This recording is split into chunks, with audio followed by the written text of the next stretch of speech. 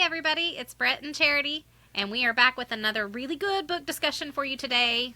Brett, what did you think about this book? It was a really great, and you picked this book. I did. How'd you find it? You know what, we were just I was literally just trolling Kindle Unlimited to see what was out there that was in the Christian fiction section. Yeah. Because, you know, we try to stick to that, but the last couple I feel like we've kind of gotten off of that a little bit, so I was like, it's time for a return to our roots. That's what we do. It was so good, guys. Welcome to the Bookish Introverts podcast. Join host Amazon bestselling author Brett Nelson and avid reader Melanie Dyer as they dive in to review books they've read, then chat with the amazing authors behind them. Quiet minds, big bookshelves. You don't want to miss it. It's called The Bible of Blackwater County. And I will tell you, for once, Brett, the cover art is actually what pulled me in. The cover art was amazing. It's beautiful. Yeah. So I was like, I don't have a physical book in front of me because I think we both read it on Kindle. But yeah, it had this woman on the front. It was a real dark cover. But still lots of life in it. Rich is kind of how I would describe it. Yes, it was definitely a cover that if you are drawn to covers, it'll grab you. And then the title. I loved the title. I was like, The Bible of Blackwater County. What is that about? Her name is Jenny Cafaro. Jenny Cafaro, yeah. And this is I think this is maybe her latest release. It came out this year. Yes. Cafaro if you want to look for it on Amazon. Yeah. You sent me 2 or 3, like, hey, what do you think of these? And it said it was like a gritty Appalachian. How do you pronounce it? Appalachian? How do you pronounce it? So I think the proper way, from what I've heard, is Appalachia, right? Okay. Appalachia? I had a author on, a Bethany Publishers author. I think we usually say Appalachian. See, that's how I've always pronounced it. But I think there it's Appalachia. Yeah, she said it's Appalachia. There's a latch in the middle. Yeah, Appalachia. So I've tried to switch to pronouncing it Appalachia, but to me that just doesn't sound right because I've always pronounced it Appalachia. Yeah. So if we mispronounce it, just have grace with us. Yeah. It's not intentional. It said it was a gritty Christian fiction novel, like in the subtitle. And let me tell you, it delivered. It's gritty.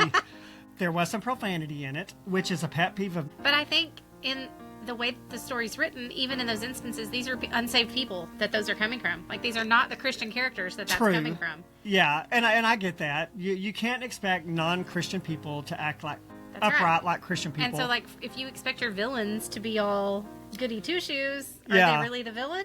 True. So, yeah. I got to say, though, as an author, I could never put that in a book. could never put profanity in a book. Yeah. And I've actually had a couple of my beta readers tell me that. They're like, Arnold in War Songs. They're like, okay, Arnold is very gruff. He's not saved. Arnold probably is a man who cusses. Exactly. and like, there were a couple times when I said, an alternative, and she was like, Arnold's not the type of the person that would say that. I know it, but I cannot put profanity. I cannot bring myself. I cannot. Yes. I appreciate that about you. Yeah. You stick to your morals, all the way. I know it's more realistic, but to me, it's Christian fiction.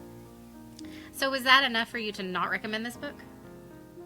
I would recommend it highly with the preface that caveat. there is profanity in it.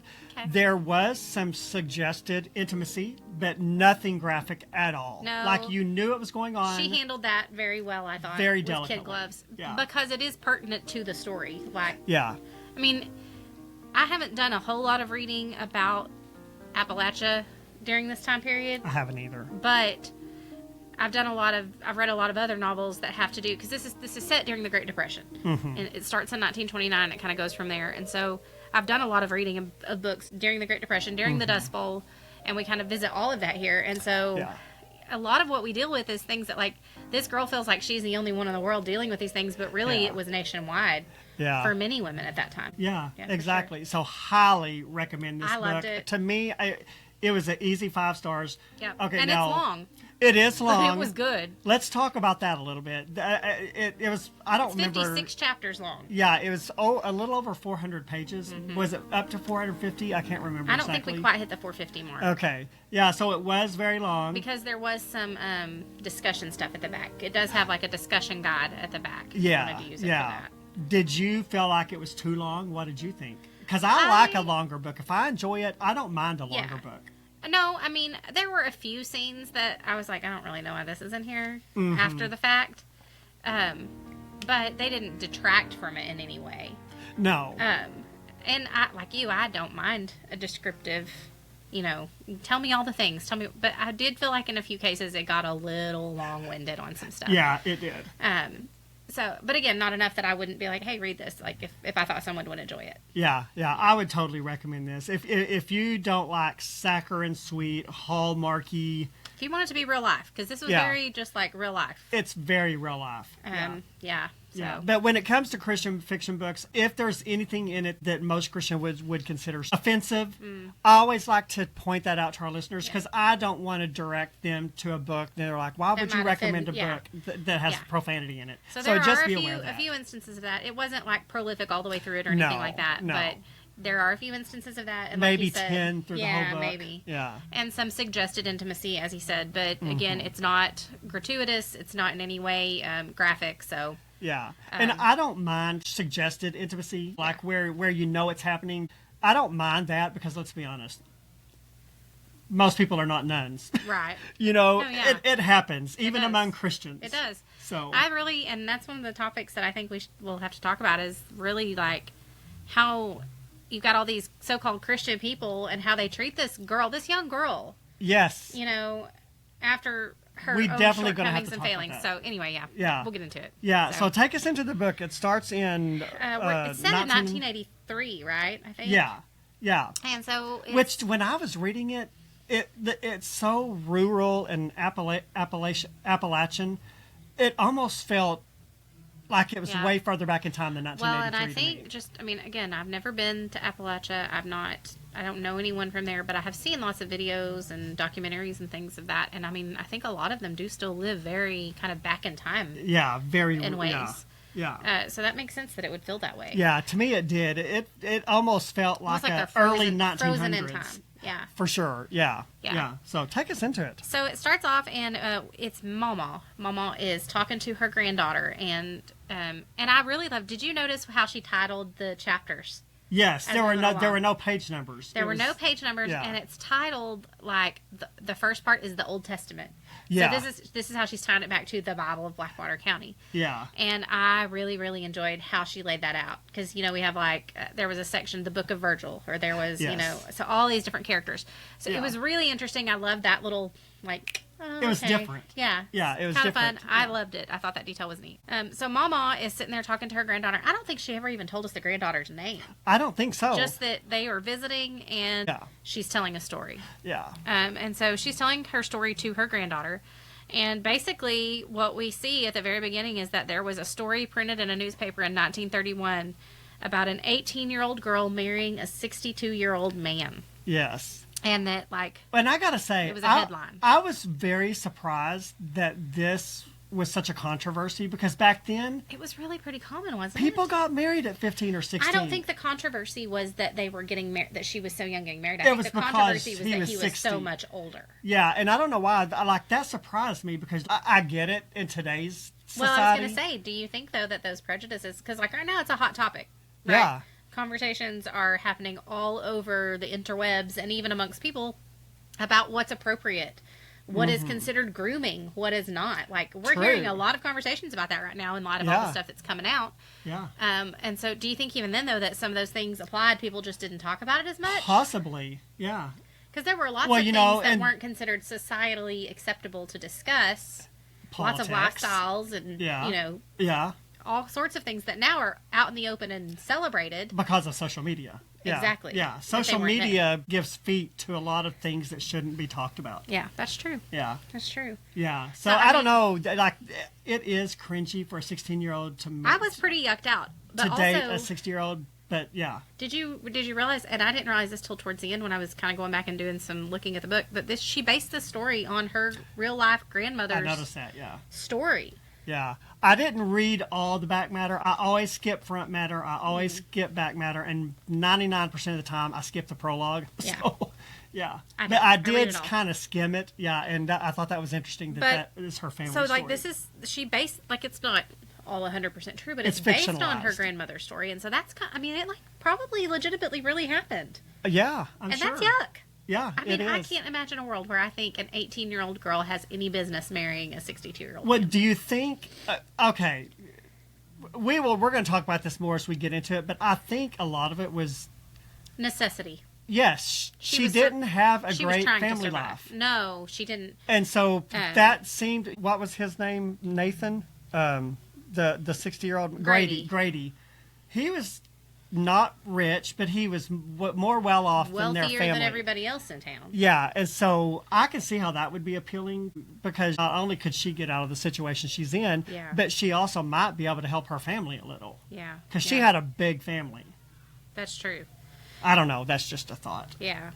So I like the little quote here that you've got in your notes, that life don't work like no sermon or a newspaper headline. It's messy, it bleeds, it dies, and it don't always make sense, not even to the one who lived it. Mm-hmm. And then she also said, Blackwater didn't just raise me; it tried to baptize me in a river full of muck and bad religion. Yes, and she was her community referred to her as a mud puppy. I had never heard of that. I had not either. Which a mud puppy is a slimy, like lizardy salamander type thing, and it kind of crawls along the river bottom, and like basically is covered in filth that just can't come off. Basically a bottom feeder. It's just gross. Yeah, which is a pejorative term. Oh yeah, absolutely. One thing about this, that really I kind of struggled with this in this book.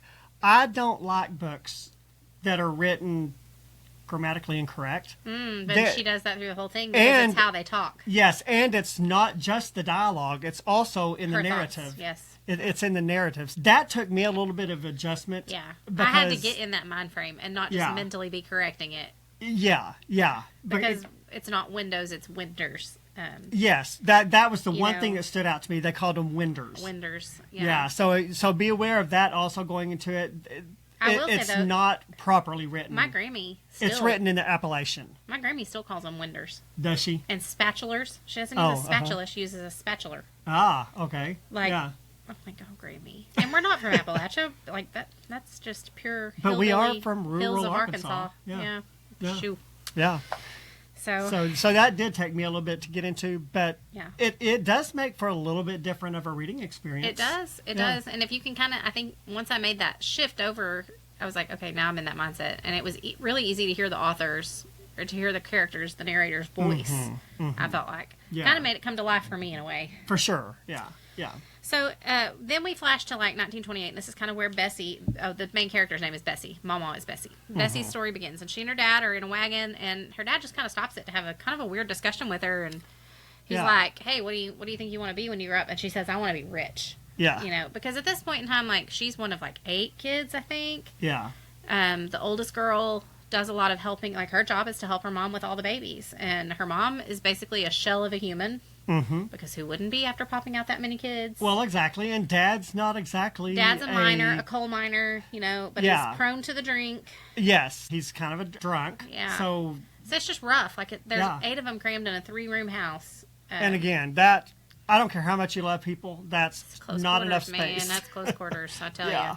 Yeah. And while they're stopped having this discussion, Mr. Richardson, which is Grady, he drives a Model T. He's wealthy. This is where we meet him for the first time, and he notices Bessie and asks Virgil, her dad, how old she is, and he tells her, she's 14 or whatever, and about to be 15, and he looks at her too long. It makes her really uncomfortable. Well, and I'm like, it would. Ick. Yeah. That's the ick. I got the icks from that right away. Yeah. You just got pedo vibes from it.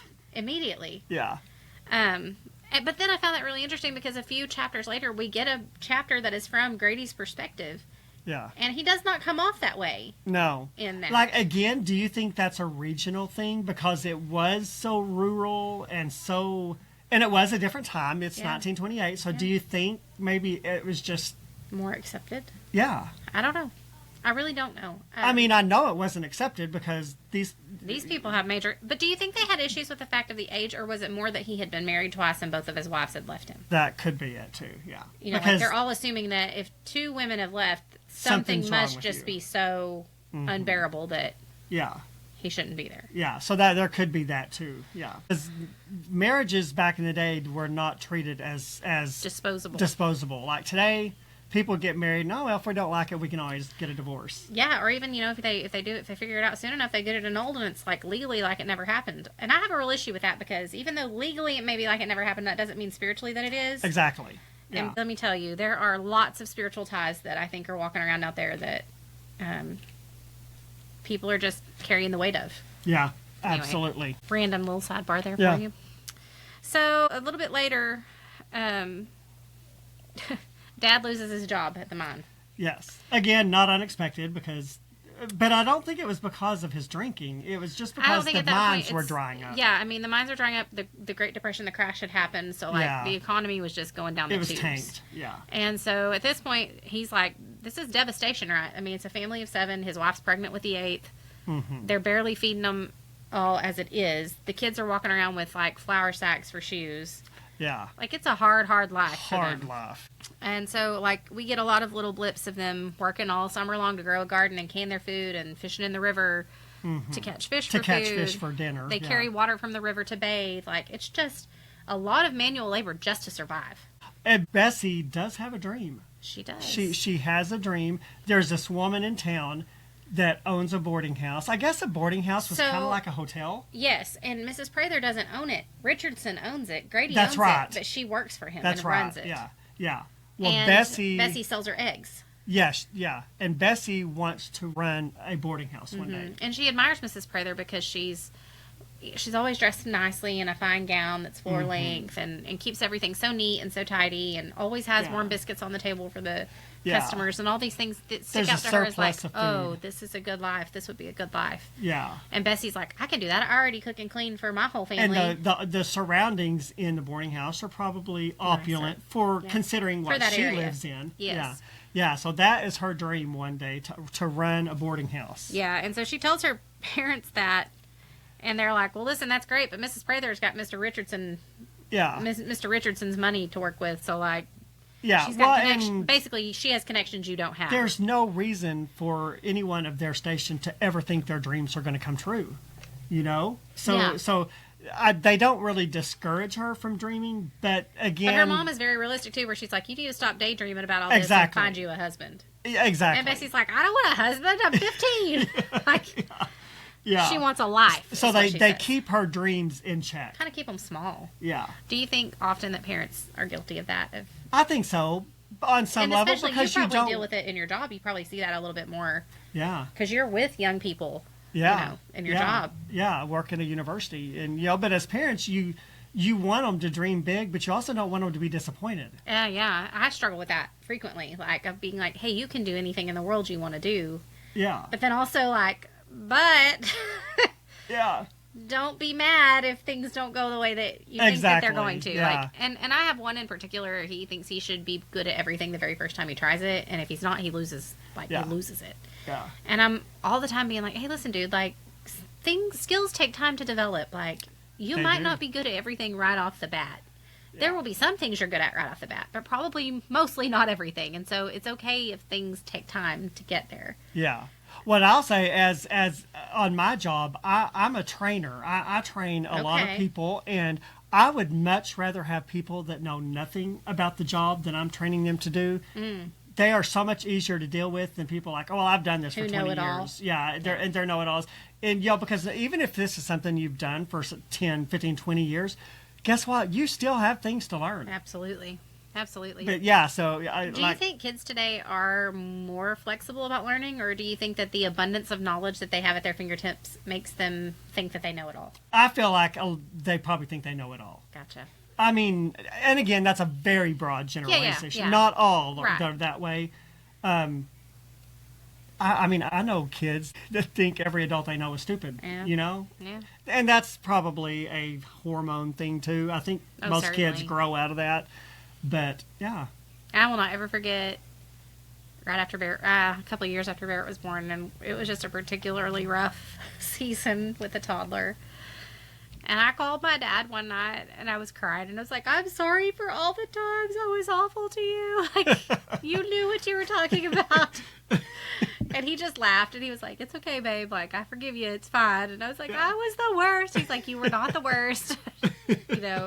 Far from the worst. But you realize as you kind of get into other things. With You your realize kids, how like, bratty you were back then. Yeah, and like Dad really did know some Yeah. things. Like I might have thought he didn't, but he did. Yeah. So Yeah. that's fun as Yeah. an adult. So Bessie decides that she's not going to stop dreaming, And her dad pretty much is like, listen, you don't have the smarts or the class for this, so it's probably not going to happen. I don't want to hear about it again. But she just won't give up, and she just keeps that little. And I do think there probably is some truth in that, especially back in the day. Yeah. Your class determined your life, basically.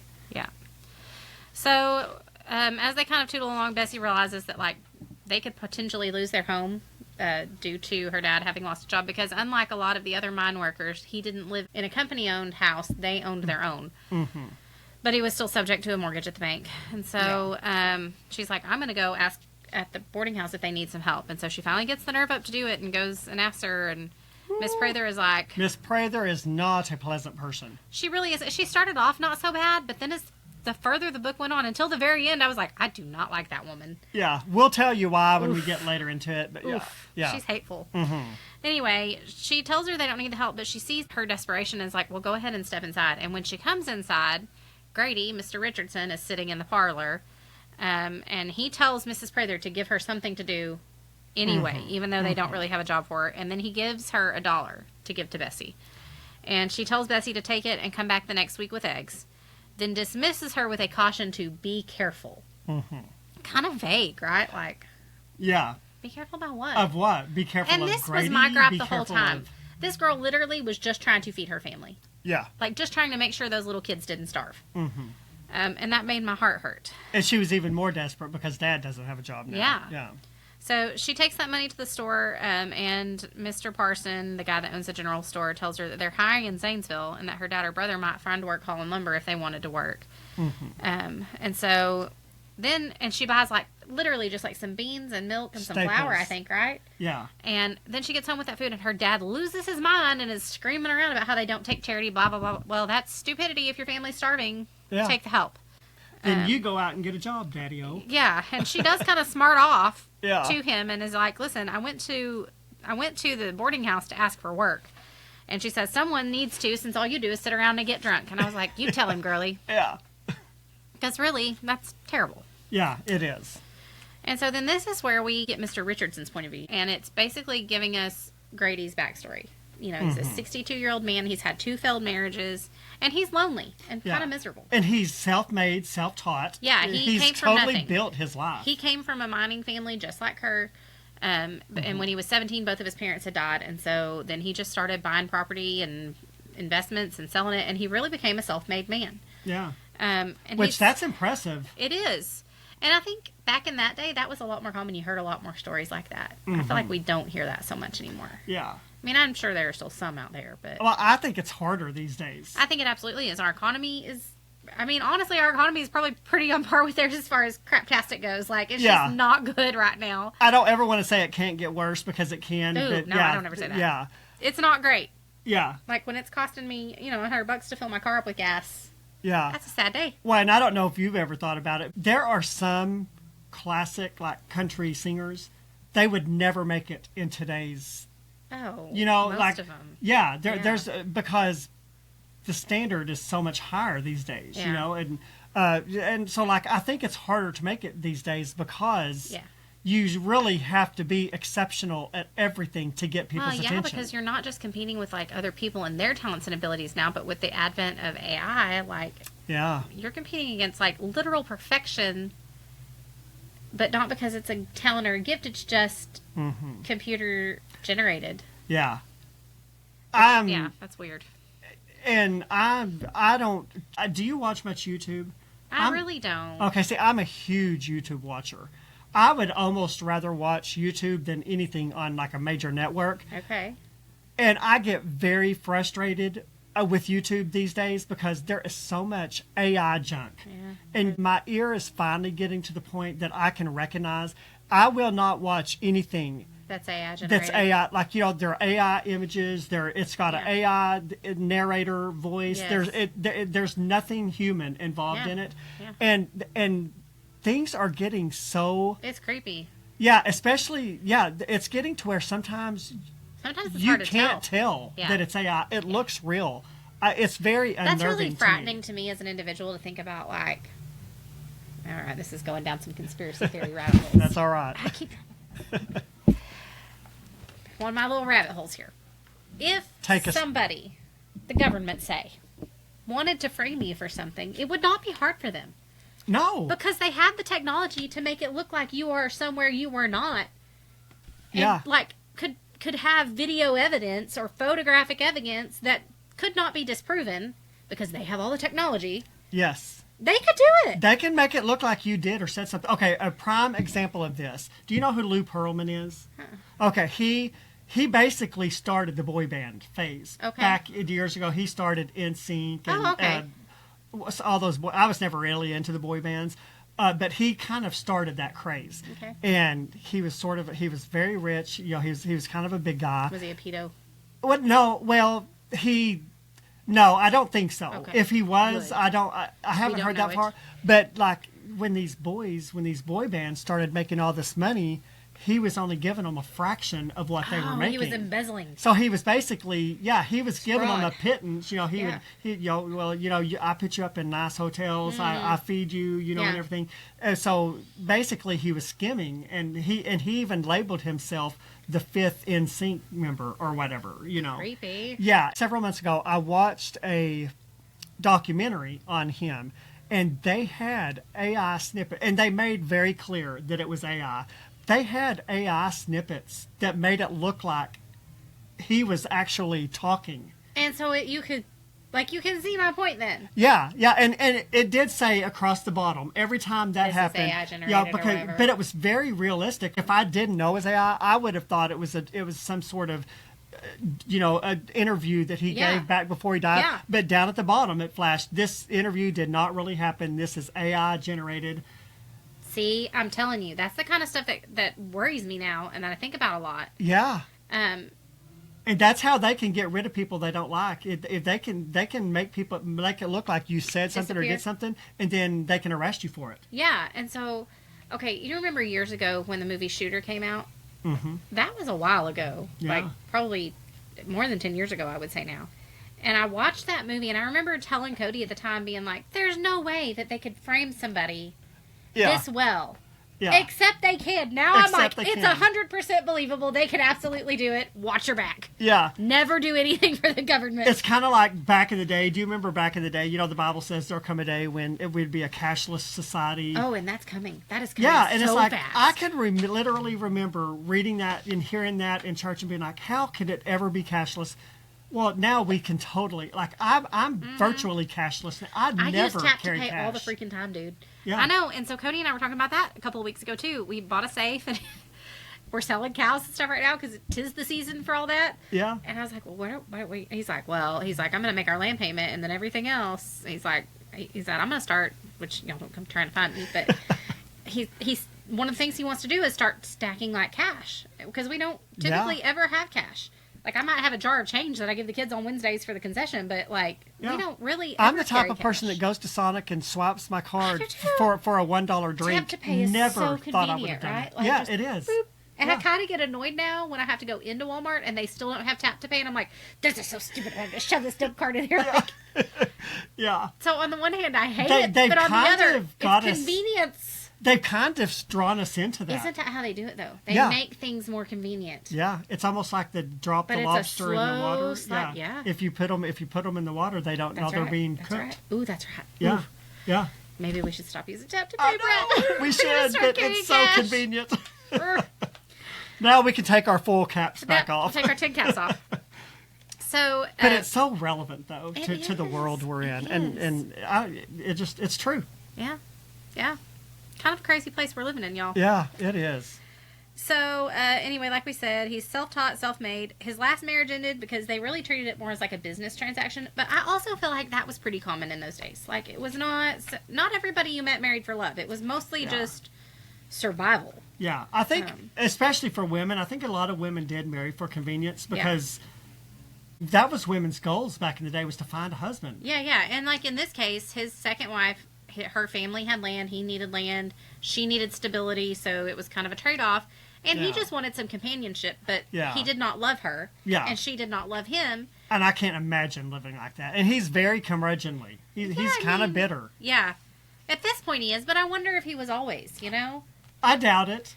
I mean, I think that really happens over time. After 2 failed marriages, and plus I think he was probably the scorn, if I remember correctly. It's been a little bit since I've read this. Was he especially the scorn of the town, or was it more her? No, they were a lot harder on her. Yeah. They really Which, were. again, they usually were on women. They usually are, yeah. So eventually his second wife left because she just didn't want to be in a loveless marriage anymore. And he says, it says in there, like, he gave her his name, a respectable name, a nice house, but he just didn't have any passion or romance to give her, and that wasn't enough for her. Yeah. And he's a bitter in his heart because, like, here he is, and he and his first wife died of cancer. His first wife died of cancer, but they had a son. Which I can excuse that one because that's not a failed marriage. Count. Yeah. Because that's also confusing. Like, it's not really a failed thing. He can't help it that she died. Like, anyway. Yeah. They had one son, but that son doesn't speak to him anymore because he married too quickly after she died. And his son resented him for that. Yeah. But here he's like watching Bessie's dad drink himself away with all these kids to provide for, and all he wants is a family. We do see a little bit of integrity in him here because at one point he thinks he wants to get to know her very well. He does have feelings for her. I think he does, yeah. I think there's definite interest. Yeah, but he wants to get to know her and maybe marry her at some point so he can make her dream of owning a boarding house come true. Plus, it would give his dream of having a family come true. And he just doesn't want her to think he only wants her around so they can breed like rabbits. Yeah, because truthfully, back then birth control was not a thing. No. And so, which is why everybody had 10 kids. Everybody's having bukus of kids and not able to provide for them. And that's why a lot of women were so sickly back then too. I think, man, because and the way that she writes Bessie's mama, like I just feel for her because she really is just like exhausted and constantly. Bessie says several times, "I don't want to be barefoot and pregnant like my mama." Yeah, and they know more than have the baby than they're pregnant again. Yeah, I'm literally. Like, you do know how that happens, right? I mean, maybe not do it for 3 months. I don't, but that was probably one of the only ways that they found comfort. True, yeah. In hard times. Yeah. And I think, too, in a lot of cases... They didn't have Netflix. They did not. No, there was no Netflix. So, Bessie keeps seeing Grady around town, and every time he buys her something or leaves her a little gift, or he'll send food for her family anytime he can, which, I mean, is great because it's helping them not starve. Yeah. And then one night she's walking home, and he sees her, and he's like, "Hey, you want to ride?" And she gives in, and so he again offers her a job, and he's like, "Hey, I could use someone at my house to like do the laundry," because he's a bachelor, right? So like do the laundry, clean the house, and just some companionship, and I'll pay you, and it will help your family. She doesn't give him an answer, but then that kind of thaws her out towards him a little bit. She's starting to feel less wary of him, I think. Yeah, especially because he's not putting romantic overtures into it. No, he's so there's no reason for her not to do it. Being very proper. Yeah, I felt at this point. Yeah, but I will just say I'm not sure that she shouldn't have seen through that. Well, is she just that naive? Do you think it's because we live in we don't trust anybody in our society? No one. That's right. Yeah, and so like I feel like maybe. I mean, maybe I'm jaded. To me, this gives pedo vibes. It does. All of this, because he's 60, she's 15, 16. Yeah, but again, she was acting out of desperation. So like, maybe she chose... That would be like one of my nieces in 3 or 4 years marrying someone that is old enough to be their grandfather. Yeah, well, and I'm saying it does happen these days. There are gold diggers out there who... And really, that's what she would be called today. Of course, they're not 16. But that's what she would have been called today. Yeah. Is a gold digger. Yeah, for sure. And villainized, just as she was. Mm-hmm. But why is it always the woman that's villainized? You know, it's like, you know what I'm saying? It's not fair. Yeah, it really is a double standard. Did you ever read The Scarlet Letter in school? I did. I don't remember a thing about it. Okay, so... Because I was never into classic fiction. So it's like a girl that... in like Puritan England that winds up pregnant, but like she's pregnant with a minister's child. And they basically make her and her child an outcast, and she has to wear a scarlet A for adulterer, but they never do anything to the minister. Well, double standards. It's a double standard. Yeah, that man's just as much a fault as she is. She can't get pregnant on her own anyway. And these days, men walk around in hot shorts and naval shirts. Lord, no, ew, people. I'm sorry. Yeah. It just, I can't. This goes back to, like, I've been watching some of these period dramas, and, like, men used to know how to dress like men and be handsome. And listen, I'm not wearing a top hat and I don't want you in a top hat tails per se. Yeah. But just dress like a man. Yeah. Well, You know and what I'm saying? I'm sure you've seen those pictures on Facebook where it shows people from the 1950s or whatever, you know, and then it shows, Today. it really is a shame how degraded our society has become. Nobody has any pride in their appearance. Yeah. The way they act and behave. And I'll say I'm guilty. Like, you catch me at my house through the week, Brett, you would be appalled. Same. Because my hair is up in a ponytail most of the time. That's usually at home. covered You don't in do flour. that going out, probably. But, okay, so here's an argument that I have been hearing from people. Do I have a duty as a wife to fix myself up every day for my husband? No. If you were married, is that something you would expect? No. My husband does not care. Like, straight does not care. And has told me on more than one occasion, like, don't just go put makeup on for me.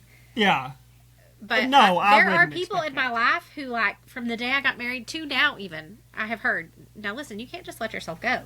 Really? You have to be making sure that you're still, you know, acceptable and presentable and that you're keeping things interesting for your husband. And I'm like, I'm sorry, what? It feels like a very 1950s. Mm-hmm. And again, there's nothing wrong with taking pride in yourself and looking good. Like if you're going to put your best face forward for the world, we ought to do it for the people we love too. Yes. But yeah, I wouldn't expect my wife to just. And I don't, not every day. Now I will say, the last several weeks I have been mostly every day getting up and putting my face on it, but it's for me. Like it makes me feel better. Yeah. So. But you know, I don't dress as nicely as I used to, like at work. Dude, I don't even own a pair of slacks anymore. You know really? that? Not even one pair of dress pants. When I would go to work, I used to be strictly shirt and tie. Yeah. Shirt and tie and slacks. You wore a tie every day? Dang, Brett. Well, not every day. That's commitment. Not every day, but 2 or 3 days a week. And if I didn't wear a tie, I wore the same outfit I would wear just without the tie and it unbuttoned at the neck. That is commitment yeah. right there, dude. Don't ask me how long it's been since I've done that. Wow. Yeah, and like honestly, like, you remember when we were on worship team together and like we had a dress code. Sunday morning was very nice. Like you wore heels, women wore heels, men wore dress shoes, like collared shirts, no ripped anything, no jeans on the platform on Sunday morning. We could wear jeans on Sunday night, but they had to have no rips, always closed-toed shoes, nice shirts with collars again. Yeah. Do you know now? We wear jeans on Sunday morning, like it's nothing. People wear tennis shoes all day long, sandals. Yeah. And like I think I've worn a dress to church maybe one time in the last year. Wow. Yeah. I had to go and buy did you ever shoes. dream you would ever not wear a dress? Yeah. Never. Yeah. There are several pastors that I enjoy watching online. There is not a single pastor that I enjoy watching that doesn't wear untucked shirts and jeans on the stage. Yeah. Again, it doesn't distract me at all, other than John MacArthur. John MacArthur always looked like a proper minister. But yeah, other than him, even pastors, we live in a more relaxed, different, right? Yeah, and I contributed to it because I don't think as a society as a whole, like we've kind of got, like you said, like there's just not that much pride of self in our appearance and like.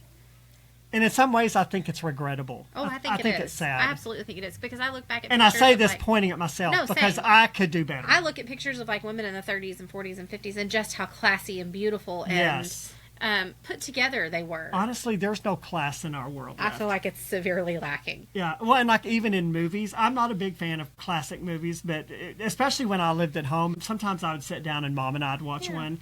And people in movies today, there's no glamour in movies these days. No, you're right.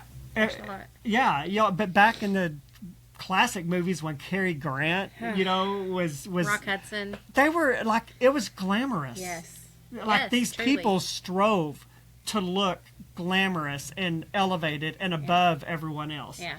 That's not a mentality these days. Yeah, or if it is, it's just so fake that like you look at someone and it's like there is no natural beauty anymore. It's all fake. Yeah. Yeah. Interesting. So Bessie and Mr. Richardson start to just become friendlier, and he also tries to befriend her father. Mm-hmm. And so he winds up spending a lot of time at their house. And if you've got feelings... That's crazy, though. I'm telling you, this is grooming. Yeah, it is. In our day, yeah. But if you really want to get to know a girl, the best way to do it is to That's true. Is to win her family over to you. That's right. That is true because most girls are daddy's girls. Yeah. And so, like, if you can win her dad over, most of the time you're in good. That's true. Yeah. But he kind of, I hated this scene where he is at dinner and he kind of corners her and makes it, like, tells her dad that he offered her a job and she turned it down. And, like, makes her look like she did something wrong when she did nothing wrong. It was manipulation. It was 100% manipulative. Yeah, he was being manipulative. I was mad during that scene. I was like, how dare you? How dare you? Do you like it when something in a book makes you mad like that? I think it's a hallmark of good writing. Like, I should be feeling some emotions. If I'm not feeling some emotions, I'm not real likely Readers these days do not like feeling things. In general, you can look at the reviews but in Brett, books. This is a greater symptom of like our culture today and our society today. When you read books in a review, in reviews like on Amazon, you can really see how shallow thinking people are these days. Most bad reviews are not, they're not over valid things. This character was mean. Well, they're the villain. They're supposed to be mean. That's their job. Yeah, it's their only job. They have one job. They're a serial killer. They're not supposed to be likable. Yeah. So, finish it's Ted Bundy. You're supposed to hate him. Exactly. So, what were you going to say? No, I was just going to say, I think that's a symptom of a greater issue in our society where people don't want to feel and they don't want to face negative emotions, certainly. Think about how many people we know are, medicated, right? Like on a daily basis. Mm-hmm. Just to be able to function. Yeah. But I think some people abuse that. Many people abuse that to the point that, like, they just don't want to feel anything. They don't want to feel anything, yeah. And that is not how the Lord designed us. Like, no. He gave us our emotions. Well, let's be honest. When you're that under the influence, because you are under an influence of something, you're no longer in control of yourself. Yeah, exactly. And I think, too, it's a really slippery slope of, like, certainly. And we're not villainizing medications, people. If you need them, you need them. Me too. I have totally been there. It's a thing. There's nothing wrong with it if you need it. But seek help if there you are need so it. many things that. But it can be abused. You can go too far. Yeah. Yeah. And for me, the last time that I had to have something, it definitely got to that point to where, like, I had been on it so long that, like, I just felt nothing about anything. And sometimes that's a scary place to be. That's preferable to what you're feeling otherwise. No, yes, I get that. But again, what are you really fixing if you're totally covering to the point that you can't feel anything? And so I think that was kind of where I got, was like, I have to deal with these root issues. And that's the key. But that's not pleasant to do. No, it's not. Because really sometimes you have to self-reflect on things that you really don't want to accept about yourself. That's right. And it's hard. It's hard.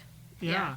But it's so worth it to do the work. Oh, absolutely. Yeah. So, there's our little PSA. Go get help if you need it. Yes. Talk to somebody. Take the pills if you need them. Take the pills if you need them. So between, her working for him and their dad selling eggs, they're able to keep food on the table, which honestly in this day and time was a feat for a family of that size. Like, most people were starting to get hungry, real hungry. Yes. And then it was a life or death situation. Yeah, and then we have our first really, like, super big tragedy that happens in the book. Yeah. One of her little brothers, who she is particularly fond of, his name is Teddy. Teddy. He was like her baby. He can't hear. He's deaf from birth. They didn't know why.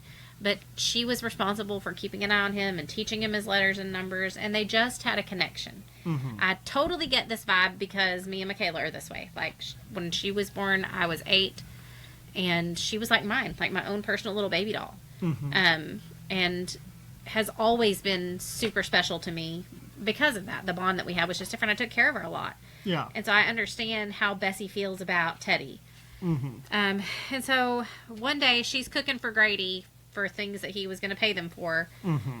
And she tells Charlie, her brother, to keep an eye on him. Well, Charlie's kind of an airhead, loses track of him, and Teddy gets killed on the train tracks. Yeah. And I mean, it devastates their whole family. This was heartbreaking. I was crying. It's sad. Well, so, what did you think about how they handled poor little old Teddy's body? Okay, yes, I'm so glad we don't. I was appalled. Yes, it's appalling. Of course, he got ran over by the train, so it was not pretty. Mm-mm. Some men from the town bring the body to their home, and Mom has to prepare his body for burial. She cleans him up. I can't imagine being a parent. I can't either, but do you think that there was some closure in that maybe families don't get today? Possibly. Like, yeah. I could see there being a level of, like, because, like, as a mother, I would want the job of it. I cannot imagine Yeah. a world where I have to bury my own children. No. And clean them up after they've had a tragic death. I don't think I would want anybody else doing that job. Like, I gave that baby his first bath. I want to give him his last one. Like, I sort of get that. That's true. And if you read, like, that scene, the mom spends a whole lot of time talking to her baby, and yeah. I think that was her closure. Yeah. So do you think we miss that now as a society? Oh, for sure. Because Probably. it is so removed. I never thought of it that way. Yeah, because, I mean, when our loved ones dies, we never see them again until they show up in the funeral home. Yeah. One funny thing that kind of struck me about this, that I want to see if it kind of hit the same chord with you. Mom went through a very emotionally thing of preparing the body, washing him, getting him ready, prettying him up. Dad sits in the corner and just basically has fallen apart. Yeah. Have you noticed, and again, these are generalizations, people. Yes, these are very much generalizations. Have you noticed that when it comes to emotionally fraught things, women are so much stronger than men in general? Yeah, I mean, I think so. I think because we just have to keep moving on. Why is that? I think God wired us that way. Like, Yeah. I really do. Because, especially when it comes to our children, we are so wired to do whatever it takes to make sure that we and our children survive. Yeah. And mothers have to be in tune with emotions because kids have emotions, right? And so, like, we're never just managing our own. We're managing ours and the whole theirs household. And dad's, Yeah. depending on what they are. Yeah. And, I mean, I'm not trying to throw stones or nothing, but I think men often have it a lot easier, and fathers often have it. They're able to just sit in their own grief. Yeah. A mom can't do that. She had 6 other kids. A woman still has a household to and maybe I'm different. Maybe I'm not a typical man. Like, that's a time when I would be like, hey, what can I do to help? How can I help you? Yeah. Like, I don't want you doing this all in that. And I'm gonna on say your that. own. I do think you're not typical Maybe it in comes that. from being single and having to do it anyway. Yeah, but I think also just part of your personality. Like, you are a person who reaches out to others and is conscientious of what other people are going through feeling always. And thinking, yes. Yeah. Because even like today, my day kind of got all haywire. My sitter had to think. Brett's like, hey, like, if we need to reschedule, it's okay. I don't want you to be stressed. And I'm like, no. Like, my girls can sit in the living room. They'll be fine. Yeah. But just the fact that you care enough to be willing to check and see what's going on and what do we need to do. Yeah. A lot of guys would just be like, no, this is my schedule. We're sticking to it. And yeah. you can like it or lump it. Yeah. So I think you maybe are a little bit of an exception to the rule. Okay. Yeah. Yeah, because that's what I would have done. In fact, I probably would have been like, why don't you just let me do this? But yeah, no, he didn't. And again, offer to help. I'm not poking fun here, but like I've noticed, like on TV, when somebody's family goes, especially if it's a national thing, it's always the man that breaks down and can't finish talking, and the woman, like, because God wired us to men be are strong. so much, when it comes to emotional things, I feel like men are not as emotionally strong as women. I would agree with that in a general way. Yeah. I do. Yeah. I think also, though, men have also a lot of times been taught that men should not have emotions. And so I don't know that men today are especially good at processing their own emotions. And so that makes it hard then for them to be there for others in their own. Yeah. That's my thought. And I will say, I do tend to fall on the more emotional side of things. I never cry when I read a book. I very rarely cry when I watch a movie. Oh, Lord, I do. Yeah, I'm not like You'd be making I'm not fun of me the first time we emotional go to like movies that. together because I'll be sitting there. But when it comes to real life things, I can be a real crybaby. Well, because you care about others, though. That's real life. Yeah. And you can see grief and pain, and you can empathize and sympathize, and Yeah. I think that's Like different. I can see somebody get murdered in a book and not shed a tear. Right. And I guess it's because I know it's really not Because real. it's fiction. Yeah. You are able to separate that. I think men are better at compartmentalizing things than women. or at least in my experience, that's the case. So maybe that's part of that. It's so fascinating to talk about the differences really between is. men and women. We might have to do a whole podcast. We should. On that. Well, and I've wanted to do this for a while, and we just haven't separate done one. it yet. Like, I would love to do a few podcast episodes where it's not book related. We're not going to stop doing our book. No. Because we love doing this. We do. But I would love to just sit down and do a few episodes where we just talk about things that would be interesting to Christians. Yes. Or just people in general. It doesn't even have to. Like you and I, we tend to We're have... kind of always probably going to veer back towards faith. Because that's our whole it's who we are. life. Yeah, but maybe we'll do that some I think this that would year. be interesting. Yeah. Okay. Yeah. It's Cool. just finding the time to do it. is. I Yeah. know. So anyway, Listen, this man is busy, y'all. He booked. But I love doing stuff like this, the podcast. So I would love to do something like Yeah, that that. would be fun. And maybe just do like a 20 or 30 minute I'm down. episode every once in a while. Yeah, I think that'd be And cool. I've talked to you about it, and you said you would. I would love to. I think it'd be fun. Yeah. So anyway, that just kind of struck me when I read that. It was just, I agree. Yeah, I mean, I think men definitely often Yeah.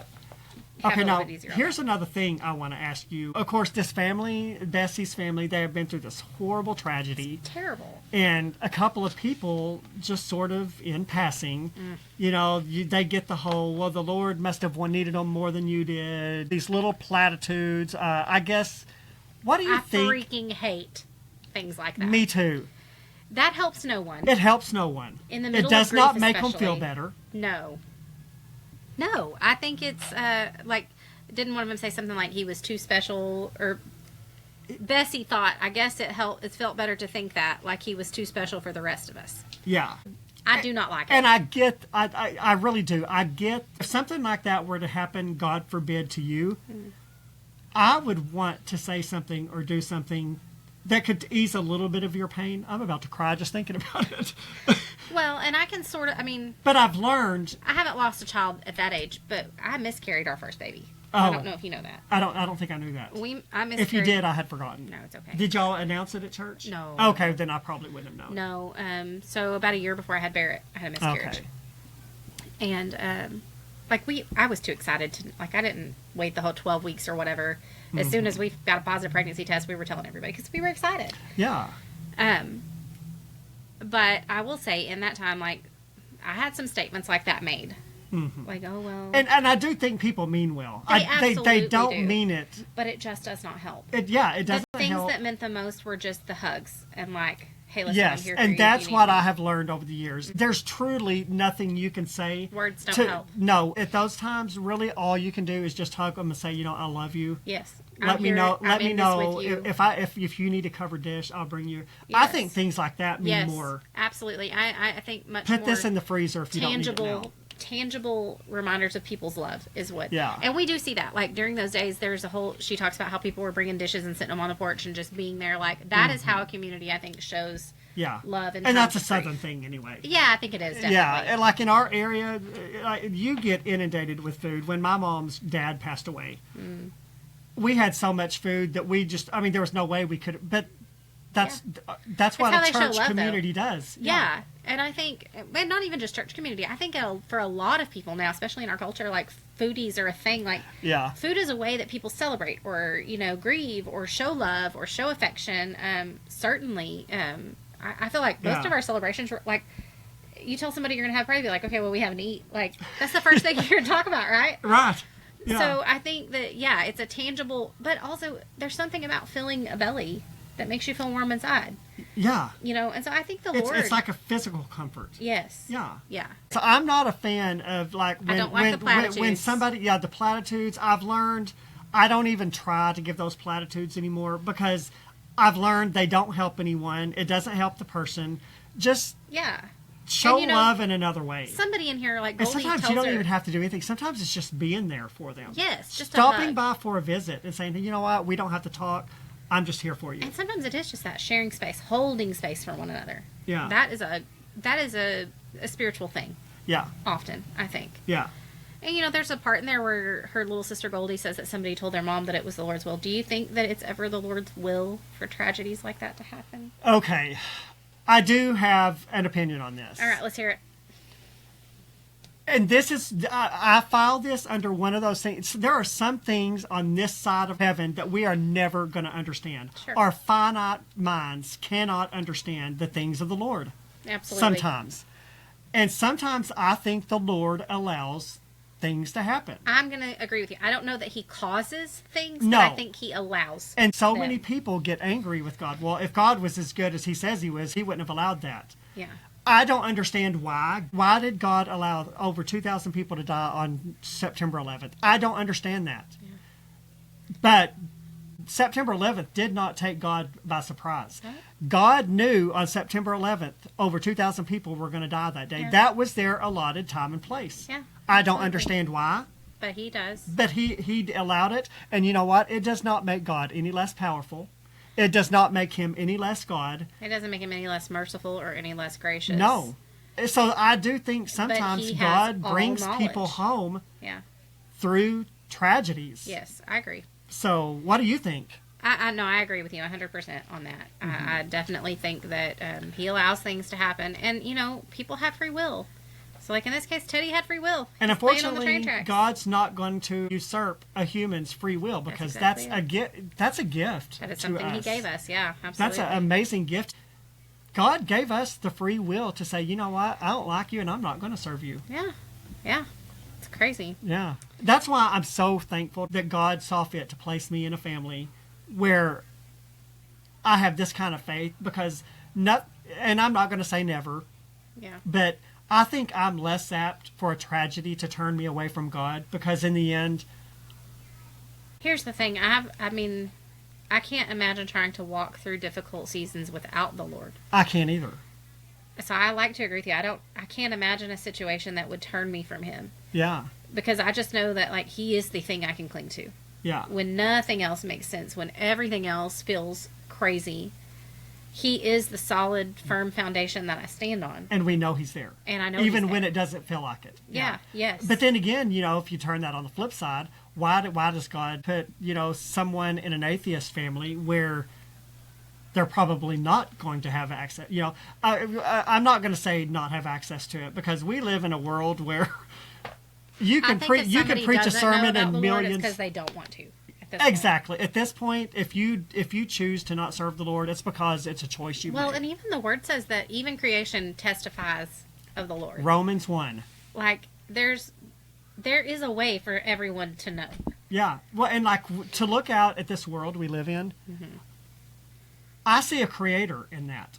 Oh, absolutely. How can I will never buy into the Big Bang?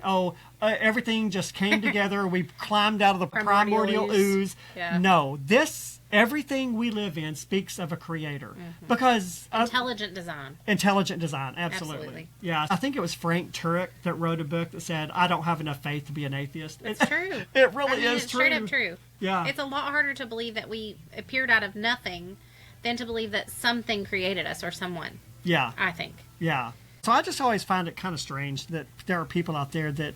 Yeah. That just think that we just like... Yeah, and like they have no need for a creator. And I'm like, it's just so odd. I don't know. But I could not do it without him. I could not. Oh, me either. I wouldn't even want to. Yeah. So on that note, a couple months later, Bessie goes to a revival and she receives like a genuine touch from the Lord. Mm-hmm. And this made me a little emotional because I thought I've been there, like in the altar where I heard the voice of the Lord say, "Look, I've got you." Like, and he basically just told her, "Come to me and I'll carry your load." Because she's carrying around all this guilt and shame associated. She feels like it's her fault Teddy died. Mm-hmm. And it really wasn't. It was a tragic accident. Yeah. But how did that make you feel when you read it? Like, what did you think about that? About the Lord kind of speaking to her in that way. Oh, well, I mean, I totally believe the Lord speaks to you, and we go to an Assembly of God church, so that's the hallmark of our... And listen, there are some cringy people in the charismatic realm. There are some... Man, there's a lot of crap floating around out there right now. Like there is, and honestly, and a lot of things being exposed that I think need to be exposed. Yeah. And there are very few pastors in the charismatic realm that I listen to. All the pastors that I listen to online, not a single one of them are charismatic. Yeah. But no, I do believe, in fact, I posted about this book in a readers group that I'm in on Facebook. Of course, I did the whole, it's really gritty. It does have some profanity, but overall, it was a really great book. And so I was sort of telling some things I liked about it. Well, I got a response from somebody in that group that said, prayer, believing that God, and this is a Christian group, this is not a secular group, thinking that God answers prayers is a fantasy. I wish I had my phone with me. What? There were several things. He was like, everything really in Christian fiction is fantasy. And he said, people curse. Is he just trolling? I don't know. Was he trolling? Well, he's a Christian fiction author. I looked him up. So he is a Christian fiction. But he said, everything in Christian fiction, he said, God does not answer our prayers. And there were several things he listed. Oh my gosh. He said, God does not use his word to minister to people. He said, it's all fantasy. He said, enjoy your fantasy. But at the end of the day, all people cuss. All people do things that don't please God, and we just forgive ourselves and move on. Okay, that is the total antithesis of... Brett, I cannot even. Yes. And what did you say? Well... I know you said something I would have to go get my phone, because I can't remember. You want me to go get my phone in the other room? That's up to you. Okay, yeah, let me pause this. My gosh. Yeah, that way I can tell you exactly what you he guys, said. I am shook.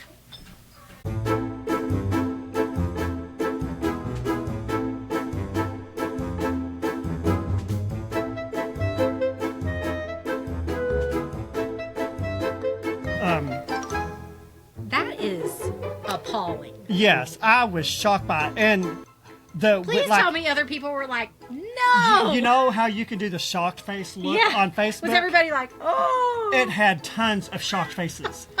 Yeah. Okay, he says, happily ever after is a fantasy. Prayer solving all problems is a fantasy. The Bible having all the answers is fantasy. Enjoy fantasy. But in the real world, people curse and fail and forgive and love and live another day to do it all over again. What do you think, just in general, what do you think of that statement? And then I'll tell you how I responded. Let me look at it again. Okay. I disagree with all of it. Yeah. I think... And this is a Christian fiction author that said here's what this. I'm going to say. Happily ever after probably is a fantasy. I but agree, what yeah. I have is joy of the Lord. Yes. And so joy is not tied to my circumstances. That's a Disney... It's tied to who Christ is in me, right? And so and who I am in him. Yeah. So I can be joyful even if my circumstances suck. That's the difference between happiness and joy. I have happiness because I bought a new car. Yeah. The joy of the Lord is just so like much deeper than that. Exactly that. So, Yeah. okay, fine. Whatever. I'll give you that We'll one. give him that one. Prayer solving all problems is fantasy. Okay, all right. Again, it may not solve all your problems. No. But it does lighten your burden. Yeah. It's about going to the Lord and like letting him take the weight off of you, just like Bessie's doing here. Like, take the weight off. He tells us that his yoke is easy and his burden is light. Yeah. And that if we will come to him and give him all of our things, even the tiniest, most minute things, he wants to take them. He doesn't want us carrying extra weight around. So, I mean, okay, it might not solve all your problems, but it is going to help you be able to process things, I believe. Yeah. In a healthy way and find answers. For sure. Yeah. The Bible having all the answers is fantasy. I disagree. I think the Bible does have all the answers. I think often we just don't read it enough. Yes.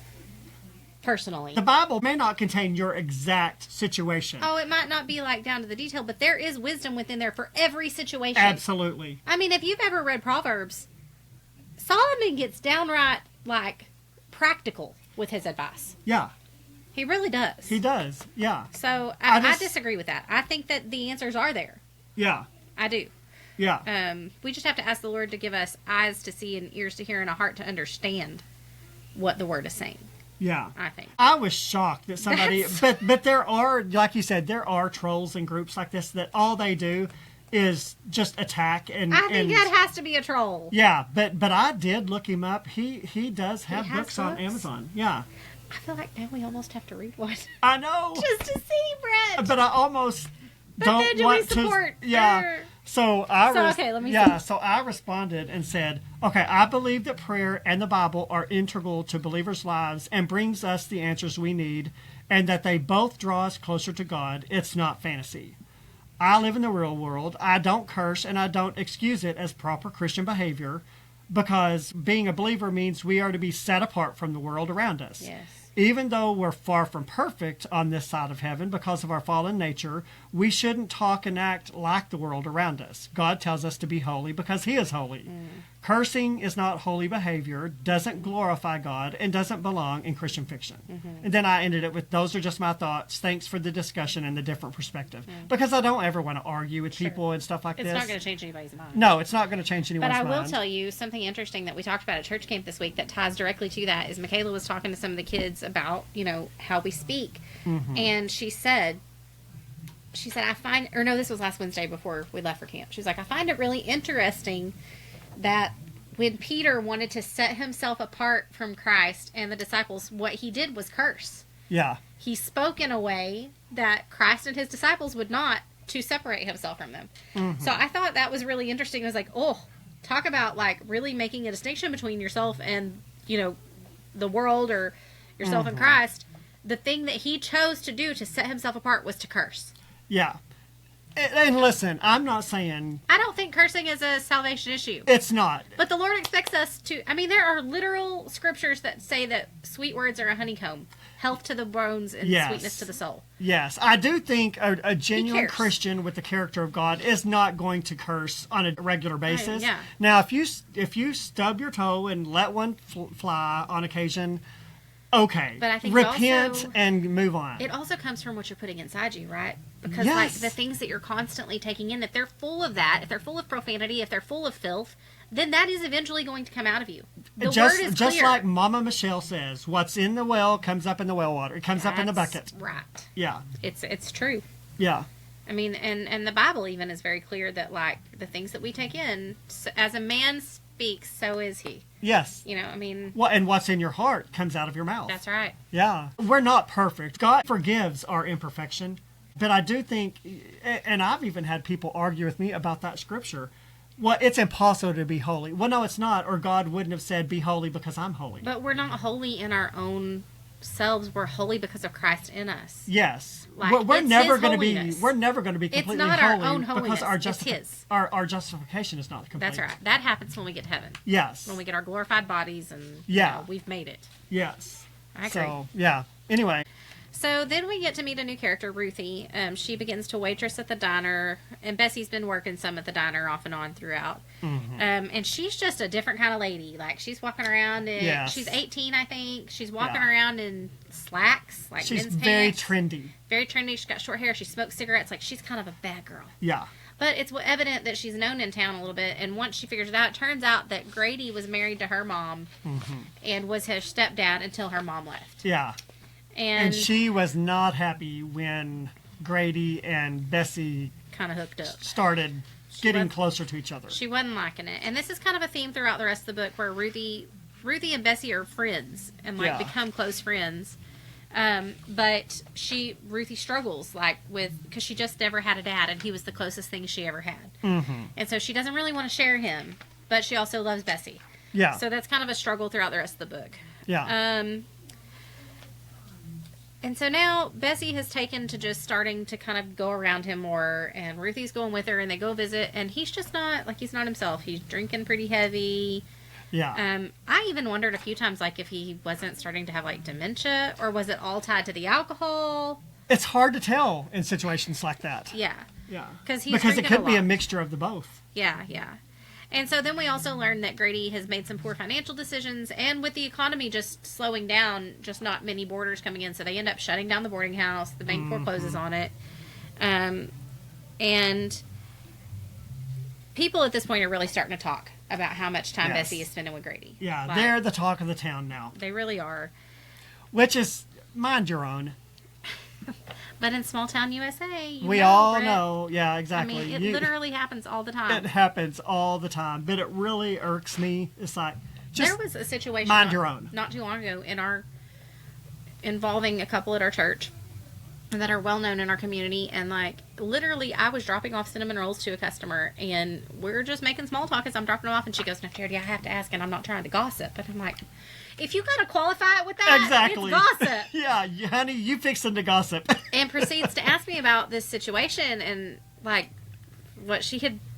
tells me what she had heard, and the reason she asked me is because I have personal ties to it because of extended family. Okay. And so I just was like, Lord, what do I even do? And so I finally was just like, listen. Because you don't want to be rude and sanctimonious, but I also don't want to be spreading things around. Yeah. So I was just very clear that, like, hey, you know, what I know of the situation is A, B, C, D, but that's really all I know, and I don't want to talk about it anymore. That's the best, yeah. Because I guarantee you, if you had said she more... was going somewhere, and I'm telling you, to be like, this is and your name would have come out as, you're not going to believe what Charity said. Yeah. You know, and so I was just like, this is what I know of the situation, A, B, C, D, and that's it, and that's all I know. I always say, if you want to know more, go talk to the people involved. Literally, like, go call that individual. Yeah, I'm not the one that you need to talk to. But just, if you have to start a conversation with that, I'm not trying to gossip. Yes, you are. Yes, you are. Yes, you are. And stop it. Yeah. Don't be pulling me into your sin. Anyway. I don't want to be any part of that. Yeah. I got enough of my own drama. I don't need anyone else's. That is it. And that is all that is happening around them right now. Is just a lot of gossip, a lot of drama. But I'm telling you, I don't be throwing those stones hard. Some people thrive on drama. Oh, they do. They love it. I don't get that.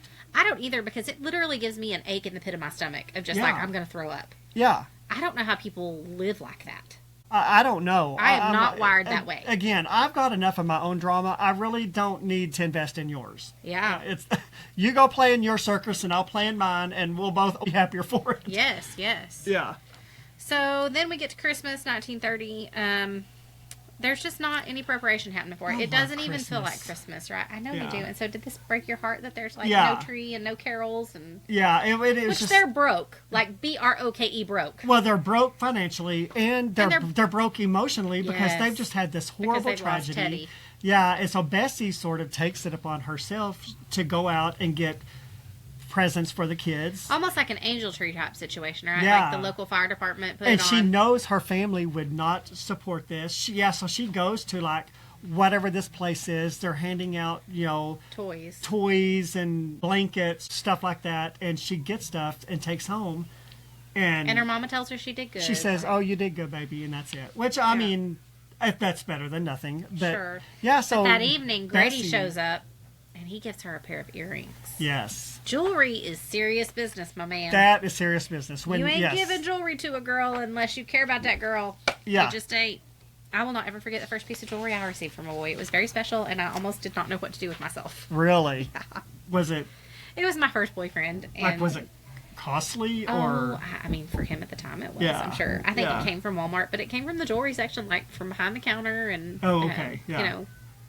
Well, at least he did it better than me buying the fake pendant for my girlfriend and then didn't tell her about it. Like, if you want to hear that story. You told that story. Yeah, go to the last episode. Please. That Charity and I did. Yeah. No, I mean, it was like some kind of a blue stone. It was real pretty. And then it was like 14 karat gold plated, so. Yeah. But I was just like, what's my dad going to say? What is anybody going to say? Like I got to tell you. And it wasn't like a promise ring or anything. It was just he thought it was pretty. And knew I would like it, and that was so it. There was it was no, for Valentine's Day, I think. He was not trying to make a grand gesture. No. Yeah. I mean, I think yes, but no. Yeah.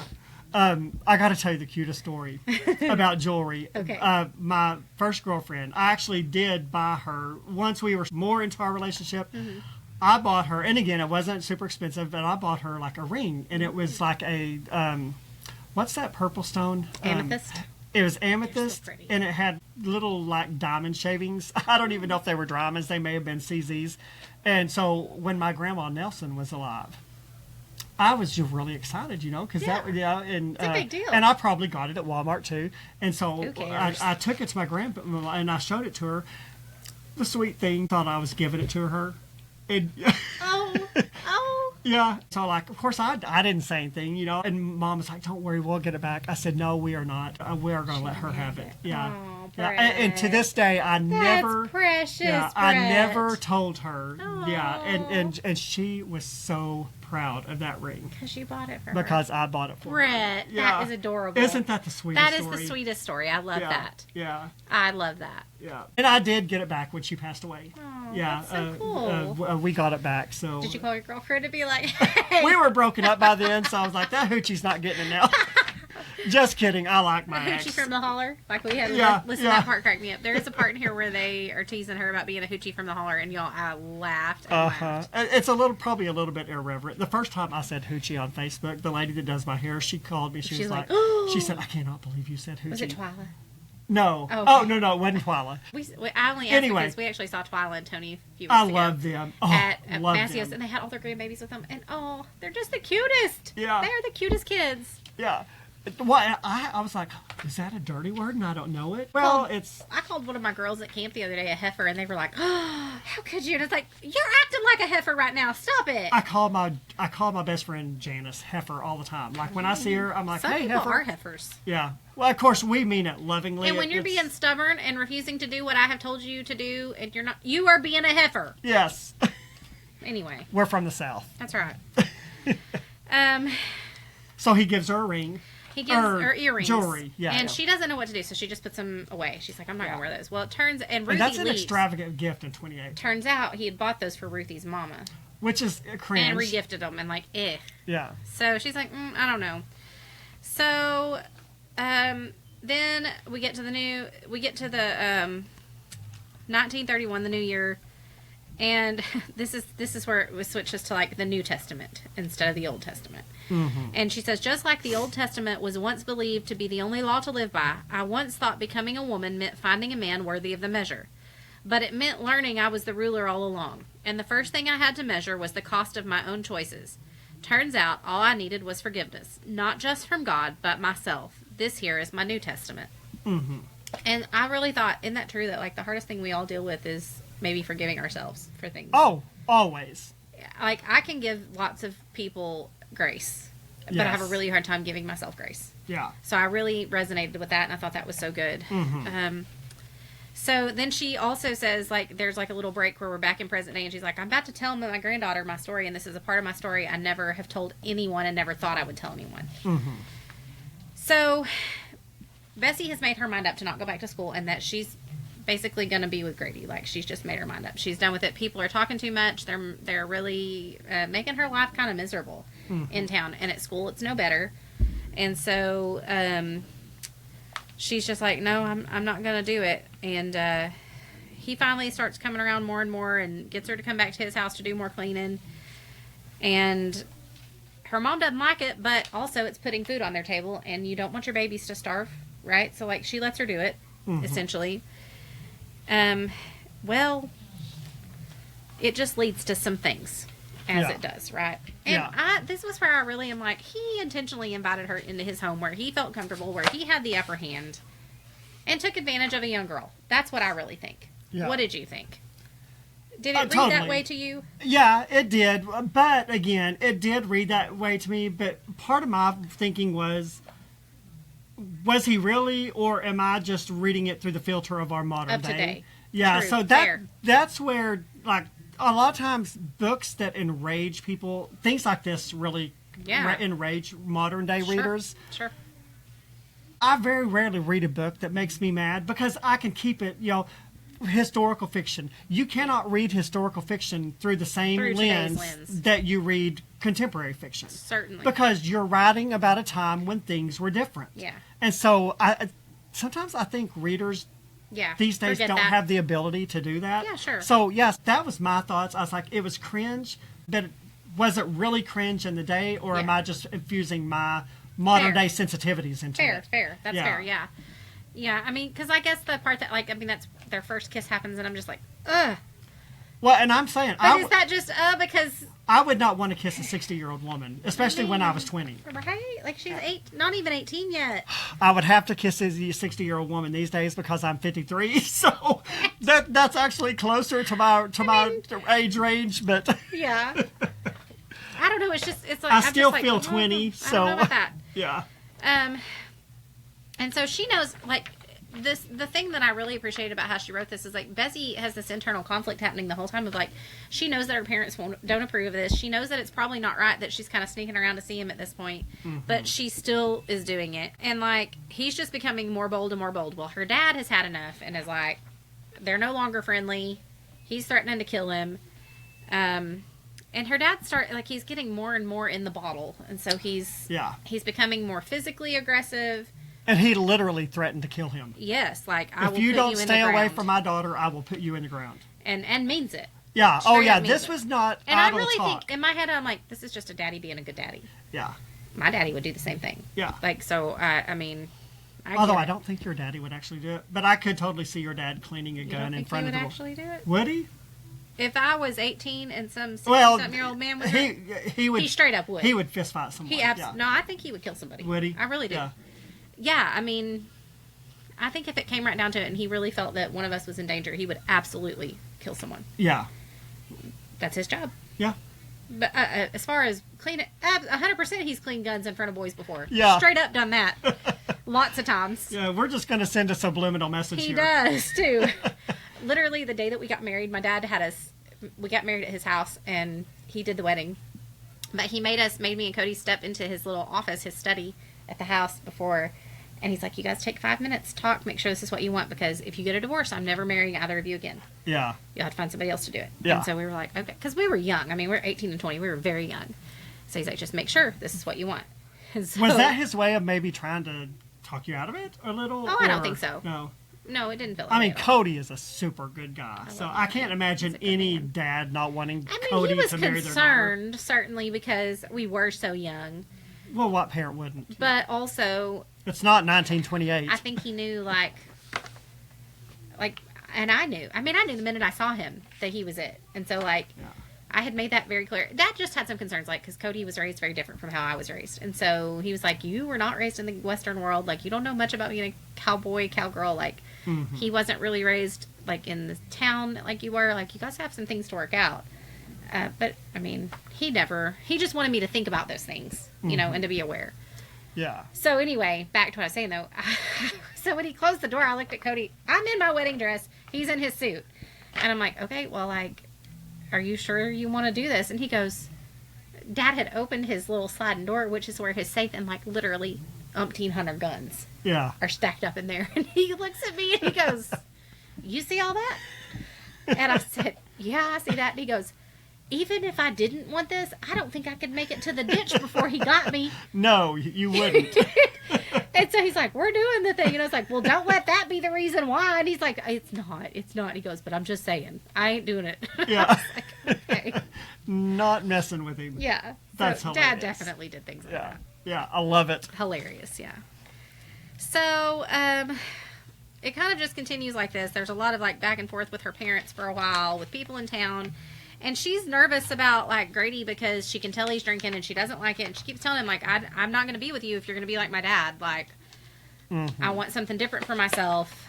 You know, she winds up being, like, 2 weeks late for her period and is freaking out thinking she's carrying a baby. She tells him so. He's like, well, I'll do right by you. I'll marry you.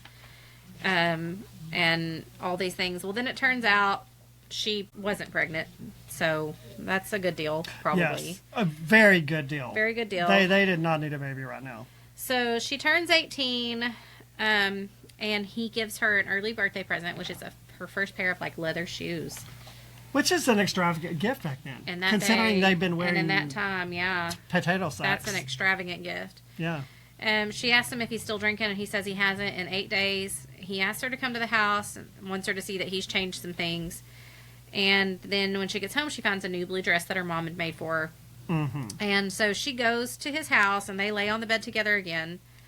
Non-graphic. Again, this is kind of where it's just suggested. You kind of know what's going on, but it's not graphic at all. Yes. And then after an hour or so, they hear the glass shattering, and her dad comes in blowing the place up, looking for her. This man's not kidding. And he was ugly here. Like, he was saying some really ugly things. Yeah. Called her some really ugly names, and, like, starts to, like, cut Grady up. This is what the author was talking about when she said gritty. Yeah, this is gritty, for real. Yeah. And he punches Grady and, like, holds a knife up to his neck and is trying to slice him. And he says to Grady, you took my property, my blood, turned her against me, against God himself. I'm sorry, property? Yeah.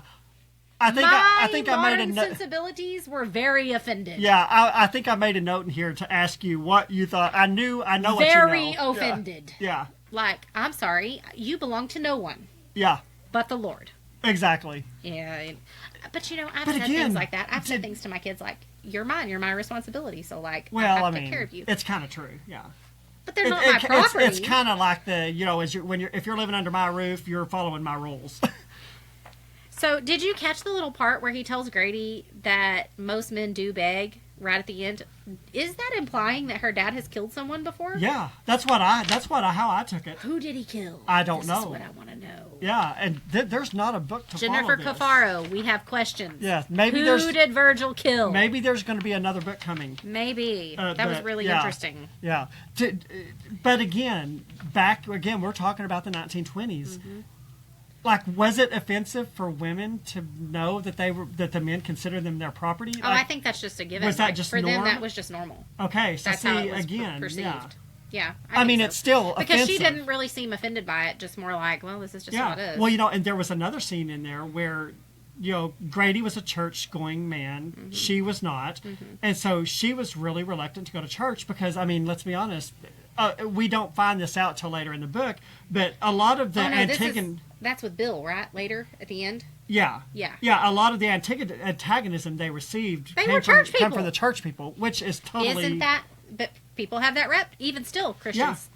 Yeah. Church people will kick you down Judgy. while you're a judgy bunch. Yeah, and he kind of forces her to go into the church, which she doesn't want to. He's like, you're going to do this. We're going to go in there because this is a church I helped build. Yeah, that's at the end. That's with Bill. Oh, okay. Yeah, not with Grady. Yeah. Okay. Yeah. We'll get there. But so yes. he really did treat her as a possession. Yeah, absolutely. There were several instances of that. So ultimately, he's about to kill Grady, and Bess can't stand it, and she shoots her daddy. Can you imagine? In the shoulder. Oh. And so in my mind, I'm like, this is the part she didn't want anybody to find out. Oh, no. The plot thickens. Yeah. So he's in the hospital for like 2 weeks, but he survives. They finally do talk and sort of make amends. Mm-hmm. And he tells her, like, I don't like you being with this 60-something-year-old man, but you're 18, and you can decide for yourself, and I can't stop it. Do you think parents have the right to be so forceful when their 18-year-old children choose a mate that they don't approve of? I mean, well, so you no. can enlist in the military and go die for your country. At 18, no. But, again, I think it all depends. Like, are you still living at home? Are you not paying any rent? Are your parents paying all of your bills? Then, yes, I think they probably have a little bit of a right to say. And my dad made his opinions clear. Like, hey, listen, it's not going to be hard. You guys have you're going to be growing up together. But I think your parents have the right to say, okay, if you're going to do this, you're going to move out and do your own thing. Yeah. And we did. Like, there was no. Yeah. I mean, you have to be financially independent, I think, to make a choice like that. Yeah. So I just thought that was interesting. Grady and Bess kind of don't talk a whole lot after that. They're trying to let gossip die down. Yeah. So she finds out he's drinking again, and she just tells him, like, I don't want to be with you if you're going to drink. Well... Okay, so what do you think about that? Once a drinker, always a drinker? What do you think? I think it's a really slippery slope. I think for people that have active addiction issues, it's nearly impossible. Like, unless they just go stone cold sober. And I've seen people do that changes. with the help of the Holy Spirit. Absolutely. I've seen people that have put it down. But I think they didn't have those resources in Appalachia in the 1930s. Like, I mean, they just didn't. Like, and that was the thing that wasn't really talked about. A lot of people today claim that addiction is a disease. Mm-hmm. And there is some evidence to support that. That the brain is different, right? And so I think certainly people in most cases, need help to overcome alcoholism or drug addiction or things like that. So do you think some people are more predispositioned? Oh, yeah, absolutely. I think there are. Yeah, I do. I think there are. And I also think this... Because I don't get alcohol. I don't get the appeal to drugs. I don't get it. I don't either. And this may not be a popular opinion. And some of you, it may put you off. But I also believe that there are generational curses that attach themselves to bloodlines, and which also make a family more disposed to particular addiction issues. It's okay if you don't agree with that. And if you don't agree with that, that's fine. I believe that. And so I think all of those things come into play. Mm-hmm. So then we get to May of 1931. Bessie's pregnant. Okay. She's just pregnant. Before we get into May 1931. Yeah. Throughout the book, they make several mentions of... what's that candy? Horehound? Horehound. Have you ever had Horehound candy? I have not. No, you didn't. Yes, I did. Oh. You guys, that's why I love Brett. We're going to make this a real experience. Had you ever heard of Horehound? I have read about it. Like, it's in lots of older stories, and you know I love historical fiction. For those, I got this off Amazon. It's natural herbal flavor Horehound. It's clay, Cleys candies since 1919. So if you've never had Horehound and want to check it out, that's where I got it. He's all the time giving her a piece of Horehound candy out of his pocket. Grady. Yes. Okay, and years ago, I had heard of Horehound candy. I'd never had it. Have you tried it? No, I've never tried it. We're doing this together. Years ago, when I was a little kid, I don't know if you remember this or not. You're younger than I am. Years ago in the grocery store, they used to have like a display. Rocks candies. No, not rock. They were like candy canes, but they didn't have the curve at the top. They were just. Oh yes, no, they have them at Cracker Barrel still. Oh yes, Yes, they're kind of old-fashioned candies, and they had like. I love them. 50 different flavors. Yeah. I always went for the cherries, strawberries, green apples. Blueberry was my but they favorite. did have a Horehound one. Okay. Back in the day. So I Okay, thought wait, what's it smell like? Have we smelt it? No, I didn't open it. I intentionally didn't open it until the podcast because I think I'm gonna I like didn't that. want to accidentally. I think I'm going to like that. So I thought we would try it and see what we think. Yeah. I think this is going to be like root berry. Fat-free, gluten-free, made with natural Horehound, herbal tea, brewed and steeped in coffee. Oh, it's almost a little caramely. Kettles to enhance the Horehound flavor. Yeah. I like that. It's actually not bad. I really didn't think I'd like it. I don't dislike this. Mm-hmm. Like, that's pleasant to me.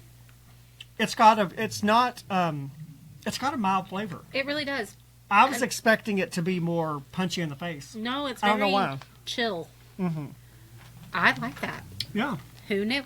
Yeah. Horehound candy. Pretty Yeah. good. It is. It's almost reminiscent of like root beer a little bit to me. It does, yeah. A little licoricey, but not as pungent. Yeah, it does. Mm-hmm. A little caramely. Mm-hmm. I like it. It's good. Yeah. Do you want to? I'm gonna eat it. Okay. Hey. Yeah. So That's we fun. can now officially say we've tried. I was like, I hate to buy a whole one Ooh, then I was now. like, okay, if we don't like it, I can always take it to Dad because he likes circus peanuts. So he would probably like Horehound. Ew, circus peanuts are revolting. Yes. They are right up there Okay. with those. Do you know what else I hate? And those cherry and orange slices. Yeah. I will eat some of eats those. those? I will not buy them, but like If they're like the around. circus peanuts. Like if I go to Dad's house and they have some, I may eat one. But yeah, they're kind of gross. Cody's dad likes black licorice.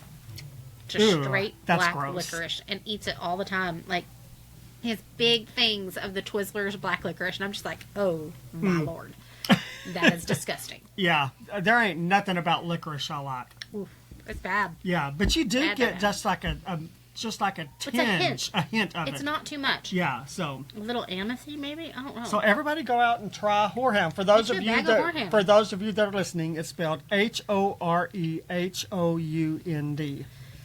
Old fashioned hard candy. It's almost like, I mean, this is probably what people think of when they think of like old people candy. Oh, for sure. But I like it. Yeah. I love like hard candy. So like lemon drops. I love a lemon drop. Those strawberry candies with the jelly in the What middle. are those even called? I have no idea. I have never seen a name on them. But like every little church mama I used to know had the strawberry, like, because Yes. they look like strawberries in the wrappers. Had those in her, and they're good. They're good. Yes, the grandmas used to hand them out every Sunday. Yeah. Yeah. Yeah. So, All right, y'all. yeah, so go buy you some Horehound candy. Good stuff. So 1931. She's pregnant. And she tells her family about the baby, and tells Grady, and they're going to get married. They've decided they're getting married. Yeah. The church will not let them marry in the church. They have to get married on the lawn outside, which really I guess was kind of a marker of like improper behavior having happened beforehand. They wouldn't marry them in the church. Okay, are churches like that still these days? If a woman got pregnant out of wedlock, would they let them get married? I mean, I've seen it happen. Have you? Okay. I don't think it does anybody any good to put condemnation on them like that. Well, no. So, like, why not just, like, they're trying to... Especially if they've repented and, Now, also, and they're though, trying to... two wrongs don't make a right. Exactly. So there is that whole conversation to be had Right. with the individual. But, I mean, if they want to get married, marry them. Exactly. This was just another way, I felt like another petty way of them shaming her, was what I felt like. Oh, absolutely. The holier than thou. And her mom even says, like, maybe if you get married fast enough, nobody will even notice if the baby comes too soon or whatever. And I'm just saying, the people in this, the Christian people in this, I can see, if all Christians were like this, I can see why nobody would want to be a Christian. 100%. I like to think that there are a lot of people in the church that aren't the most exemplary. Mm-hmm. But I don't think this is generally how people are in the church. Right. No, I mean, that's not been my experience. Mine either. I feel like the people that I know that, or especially the ones that have, like, long-time churchgoers, they have been nothing but supportive and loving, even in times when I have been less than perfect. Yeah. Which is often. Yeah. And I'm thankful for that. I am too, yeah, so. Well, their hopes and dreams of getting away with it without anybody noticing were shattered because the newspaper picks the story up and runs it in, like, the crime section. It's a slow news day. Right? Like, you haven't And got this anything is up where there? Miss Prather really shows her bad side. Oh, she's awful. Yeah. She basically just says, I hope you've repented. This is after their wedding. I hope you've repented, Bessie Winter. The Lord forgives, but he don't forget. Actually, if you read the word, it is very clear that he tosses our sins as far away as the east is from the west. Yes. He don't remember them. In fact, Mrs. Prather, you're a jerk. Yeah. Judgmental people don't forget and don't let you forget. That's right. Yes. And so they get married. There's not really any big celebration or anything. No one really cares. And Bessie wonders if this was love or and a desperation. lot of church people literally walked by after church and just kept walking. Yeah. Like, wouldn't even So rude. Wouldn't even go and just be like, "Oh, this is your day." Like, So rude. horrible people. Yeah. So I will say, this Grady sort of redeemed himself a little bit. He takes her on a little honeymoon to They go Idaho. to like a resort. Like a little resort where they have like the mineral springs, the hot springs or whatever. And like as they're leaving, she's starting to see like something is off with him physically, his health. Like he's really in bad shape. Yeah. He calls her by his first wife's name, Mary, a few times. And I mean, it like, does he have Alzheimer's? Like, I don't really know. I don't think he had Alzheimer's. I think it was his liver shutting down and the toxins building up in the brain that were causing him to have these issues. Yeah. So for the first few months, he treats her really good and is really attentive, rubbing her feet, loving on her. You know, he's excited about the baby. I think genuinely all those things are true. Starts to work on reopening the boarding house and even has blueprints drawn up and different things and works on it for a few days, but he's just progressively getting sick. Yeah. He really wants to make Bessie's dream come true. Yeah. Of working in a boarding house. Like, I think he genuinely wanted to give her something that was hers. Yes. So then, about 4 days into the project, she finds him there at the table with the blueprints and a bottle of liquor, about half drank, and he's complaining that it's too much. He's too old and dying, and he just can't get it on and get that project done. And she hates to admit it, but realizes that he's right. The boarding house will never happen with him. But she picks those blueprints up and tucks them away and realizes, well, it may not happen with him, but maybe I can make it happen without him someday. Because she knows he's quite a bit older than her. She's likely going to outlive him. Oh, for sure. So out of the blue one day, Grady brings the newspaper article of their marriage announcement, angry that they called her a girl, not a woman, and that they made him out to be a dirty old man, and that he tried to do the right thing by marrying her, but people still whispered about her when they walked by. And they're going to do it. People, forever. Yeah. And she's just like, listen, you married me. You did the right thing. Like, I don't care what people think. Yeah. But Grady's all up in his feels about it. You know, and how many times have that happened to us? You'd say, you know what, we're just not going to worry about it. We're just going to ignore it. But that's hard to do. It really is. I mean, it's a big struggle of my own personally is really caring too much what other people think. Yeah. Yeah. And so it's something I'm actively working on, and it's hard. It's still hard. It is. It's hard because, you know, you want everyone to like you. Yeah. Yeah. Unfortunately, not everybody's going to like you. So, and Grady just kind of starts to level with her, like, hey, I'm really sick, and so I'm not going to lie to you. Like, this marriage wasn't about love, but it was really about survival. And like, yeah. So this is kind of where we find out he's known all along. What do you think about that? Of people, he knew he was sick. Maybe at the beginning. I think he trapped her. It was manipulation. Yeah. Again, we've seen that in him throughout the book, and so I think again it was just another way that he manipulated her. Yeah. He wanted somebody to be with him when he died. He did not want to die alone, and that is cringe. It's terrible. If you're going to do that, at least tell them. Look. Yeah. I don't want to do this alone. Are you in? Yeah, that's it. And so the doctor comes to see him and basically fills her in like, hey, he found this out well before you got married. I thought he already told you, but like, he's dying. Yeah, he's in final stages of cirrhosis. Yeah, and he only has a few months left to live at best. And he's already in liver and kidney failure. Yeah, so he's Like, it's in bad. stage.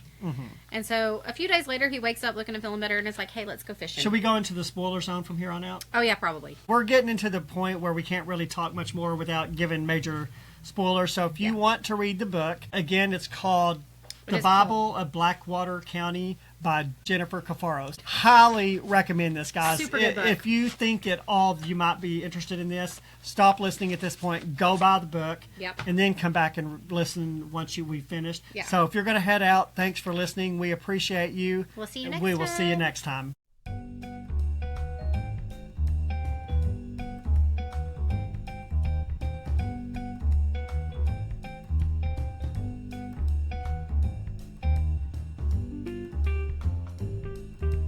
All right, for all my spoiler fans. Yes. So he wakes up feeling better and wants to go fishing. And he's sweet old Grady again, right? Like, they have a hard time getting down there. He's just huffing and puffing, but they make it to the river.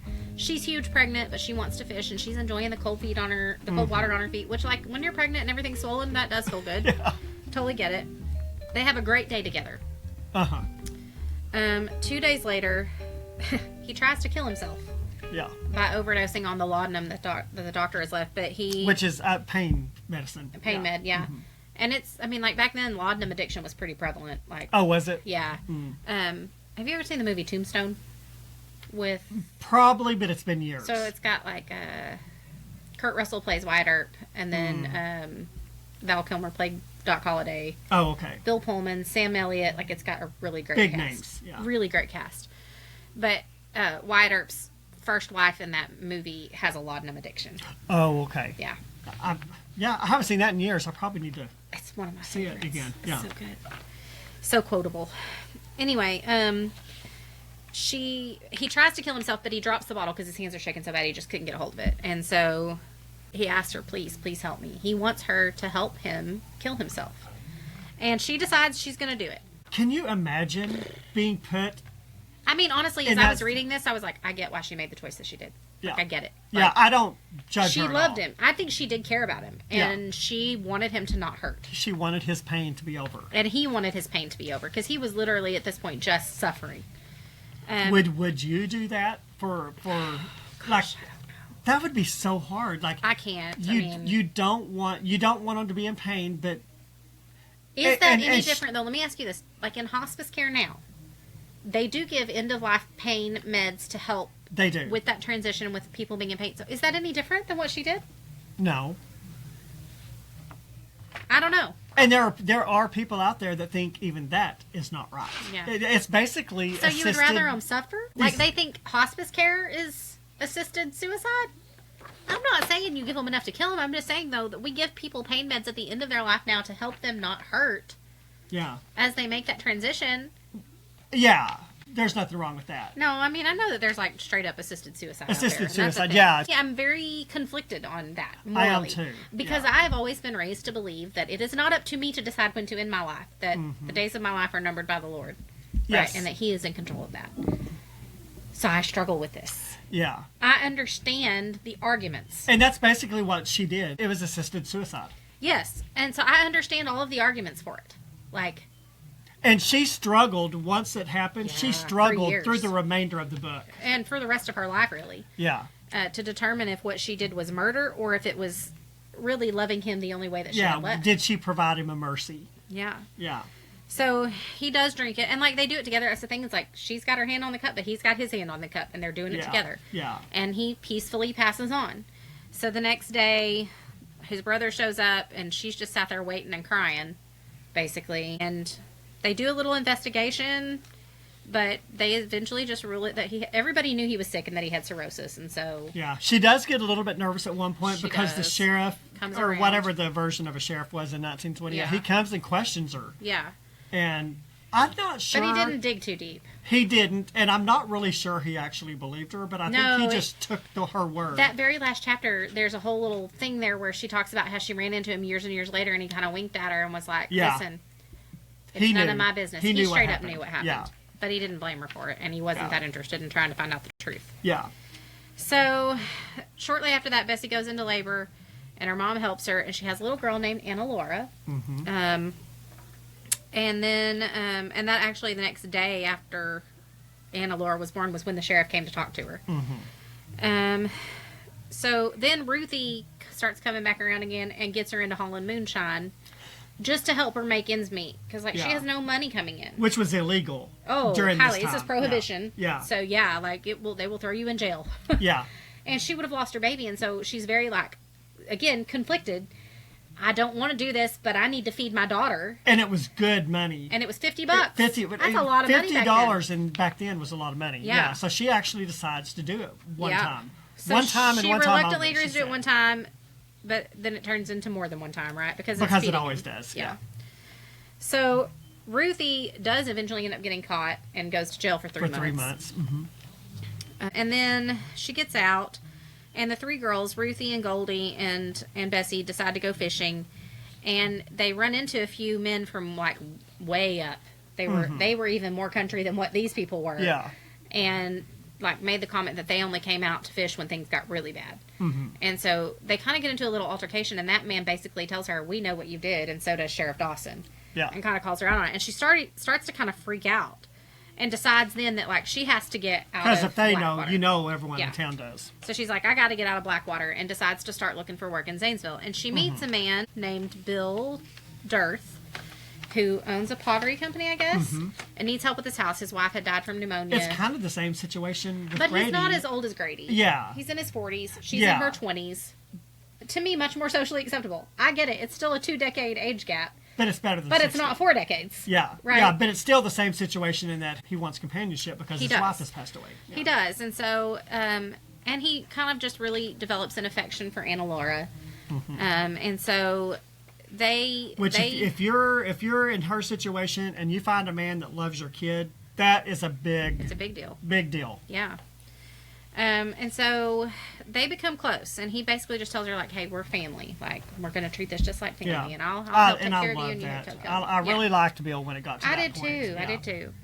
So they do lots of things together, like they eat meals together. He ends up having her go with him to cut down a tree, and they put a tree up for Anna Laura because she'd never had a Christmas tree. Yeah. It's like all these sweet little things that he was doing, and she realizes, like, she's starting to have feelings for him. Yeah. Well, And then they do the fun little Christmas stuff. You know, they Yeah. string popcorn and the cranberries. cranberries. Yeah. So he cute. really goes out to give her, the little girl, Yes, Anna Laura, to give her the whole Christmas experience. Yeah, she's named after her mama. Her mama's name was Laura. Yeah. So then Anna gets sick after Christmas and, like, is real sick and starts not breathing. So, like, Bessie's freaking out and doesn't know what to do. So she runs to her neighbors to call for help. And Bill tells her, "I'm coming right there." And he comes and gets her in his truck, and they take her to the doctor. Well, she has pneumonia, and he's like, you know, it's going to be 3 days, 72 hours. And people died of pneumonia back. Yes. I mean, they still do Well, now. and but Bill's wife died from pneumonia the winter before. Yeah. And so he's very scared. And Yeah. so is he's not messing around. Bessie. So he tells them to clap her back every 15 minutes, rub salve on her chest and back to help her breathe better, and to boil garlic for her to breathe the steam. So they set up a steam tent and boil all the things for her to breathe, and then, like, he stays up with her, and they take shifts throughout the night, right, to help her. When she asks him why he's going to so much trouble to help care for her daughter, he tells her that the house doesn't feel so empty with them there, and that he considers them his family. And about 3 a.m, she stops breathing, and Bill jumps into action. He gets her breathing again, and then her color gets better, and she spits up a bunch of stuff. So, like, I think that was kind of the hurdle that she had to get past, right? Yeah. Her fever breaks around on. She's able to drink her off, and then, you know, just a few days later, she's a brand new kid again. She's back to normal. Yeah. So, 3 months later, and by this time, she's still going back home every day to Zanesville, or to Blackwater, to her house, to Grady's house. But they're just getting closer. So 3 months later, her mom comes by with a letter that was delivered to the Richardsons, and it's from the Women's Circle of Ohio University, and they want to use the boarding house, since all the other ones are full for graduation. And of course, it's not ready And yet. it's not ready. Yeah. So they decide they're going to put everything they have into it to try to get it ready, and she replies that they can come. And so in the process of working on that, she and Anna wind up staying there overnight some just because they're working so hard. Well, one night she puts some beans on to boil and leaves them on, and everything catches on fire. Yeah. And she and Anna almost don't make it out. I love books where people inherit inns or bed and breakfast, and you sort of get to see them. Yes. Bring it back to So life. I was really excited for this. I know, and I then was it too. burned I was down. like, she's going to get her dream. Yeah, and then it burned down. I was like, oh. Terrible. Yeah. So they do make it out, and like they watch the house burn down, and she thinks, well, my dream is dead now. So she and Anna begin to stay with her mom, and then one day she goes to the general store to see if they have any work to do, and she runs into Mrs. Prather again. And she tells her that she heard about the terrible fire, and that some folks are saying maybe it's providence, the Lord's way of reminding us that sin has consequences. I would have punched her in the mouth. No doubt. And I will say I was proud of Bessie at this point, because at this point she just tells her, I think God has better things to do than to burn down my house to teach me a lesson. Yeah. So at that point, though, she just decides she's going to go back to see Bill and see if he has any work, because her mom barely has enough food to keep her and her own kids alive. And so he offers to help her sell her land to make sure she gets a fair price, and then she takes him up on it. And then he starts teaching her how to do pottery. He's like, I'll give you more work here at the house cleaning and stuff. And he's like, I could use more help. And then part of your pay will be room and board for you and Anna, plus additional pay that you can put back. So, like, I really think he was trying to do right by the right them. thing, yeah. So she's worried that people are going to talk, and he just says, don't worry, people are going to talk anyway. Yeah. And so she starts staying there overnight and learns pottery, and again starts to feel more deeply for Bill. And like at this point, they both have feelings for one another. I think that's clear. Yeah. And so one night at dinner, he tells her he wants her to come to church with him, but she's very reluctant because of all of her past experiences with all these lovely people in Blackwater County. And she tells him, like, people treated her with judgment. They called Anna names at home, and he says, you don't go to church for people, you go for the Lord. But it's hard to go to church for the Lord when you got people acting like that. Yeah, it is. Do you think that that's why people stay away often? Like, do you think that church hurt is that prevalent? I think so. Oh, I think it is very prevalent. I think so, too. Yeah. So she agrees to go, and, kind of struggles, but then has a moment with the Lord when they're singing Amazing Grace and decides, okay, I can do this. Even if the women ignore me, at least they're mostly cordial. They're not calling my baby names. I'll go. Yeah. And then in the summer of 1936, he finally asked her to marry him. And right before that, the pastor, though, was like, listen, I can't have you guys come in here unmarried. Okay, I'm sorry, but the church should be a hospital for the hurting. Yeah. Like, that's not how we need to be. Yeah. And I will say, I think that's one thing our church does really well. Come and sit with me on the pew. Like, we love you. We want you here. The ironic thing is, I get the whole abstain from the very appearance of evil. That's what the Bible says. But they literally were not living in sin. It was room and board in this man's house. Yeah. But again, it goes back to the differences of today and back then. Yeah. One Sunday after that, this is what you're talking about. Bessie doesn't, they have a potluck. Bessie doesn't want to go because the women don't like her, but he tells her that she and Anna are going to sit down and eat at that table because he helped build that church. And I don't agree with that, making people go to church. Yeah. They have to want to go and want to be there. Yeah, I agree. Do you think that maybe he saw that she really did want to be there and he was just trying to be that encouraging? Possibly, yeah. I don't know. So they get married in the winter of 1936, and then they just have some happy years together. Eventually, she needed some happy years. She did, man. She had a rough life up to this point. Yeah. She's only 21 years old or something like that. But boy, she had a rough life. It was a lot.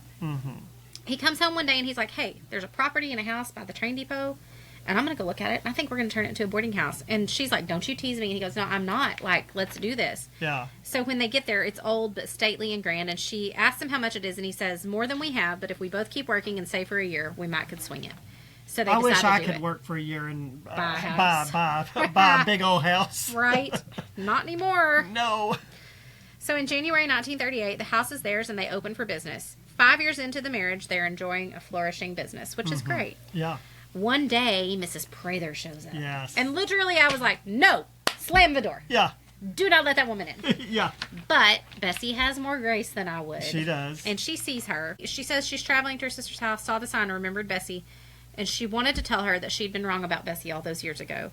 That which, all the things good that for she her, said, because a lot of people like her, bullies like her, often will not. Yeah. But she did. She said, I, you know, the things that I said about you and the ways that I made you feel were not right, and I'm so sorry. She says, like, my niece wound up in a similar situation as you last year, and it really gave me a different perspective. See, when it happens to you, it changes your perspective. Yeah.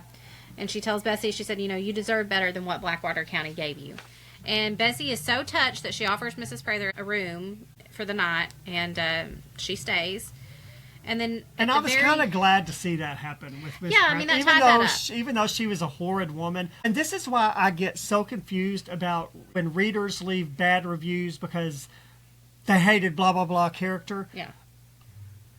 But usually the characters that are horrible, they usually have a redemption. I love stories like that. It's like, did you even finish reading the book? Because probably not. Yeah, and like most of the books where I see those kind of reviews, there are very few horrible people that don't have some sort of redemption arc by the end. Yeah. So what's to hate about that? Do I enjoy the atrocious behavior? No, but I enjoy seeing people grow. Yes, absolutely. Yeah, and say, you know what, I was wrong. Most people will not do that. Yes, no, they wouldn't. So I appreciated that she put that in there. Yeah. And so kind of at the end of the book, what has happened is Bessie's mom has died. And again, that coffin is in their house.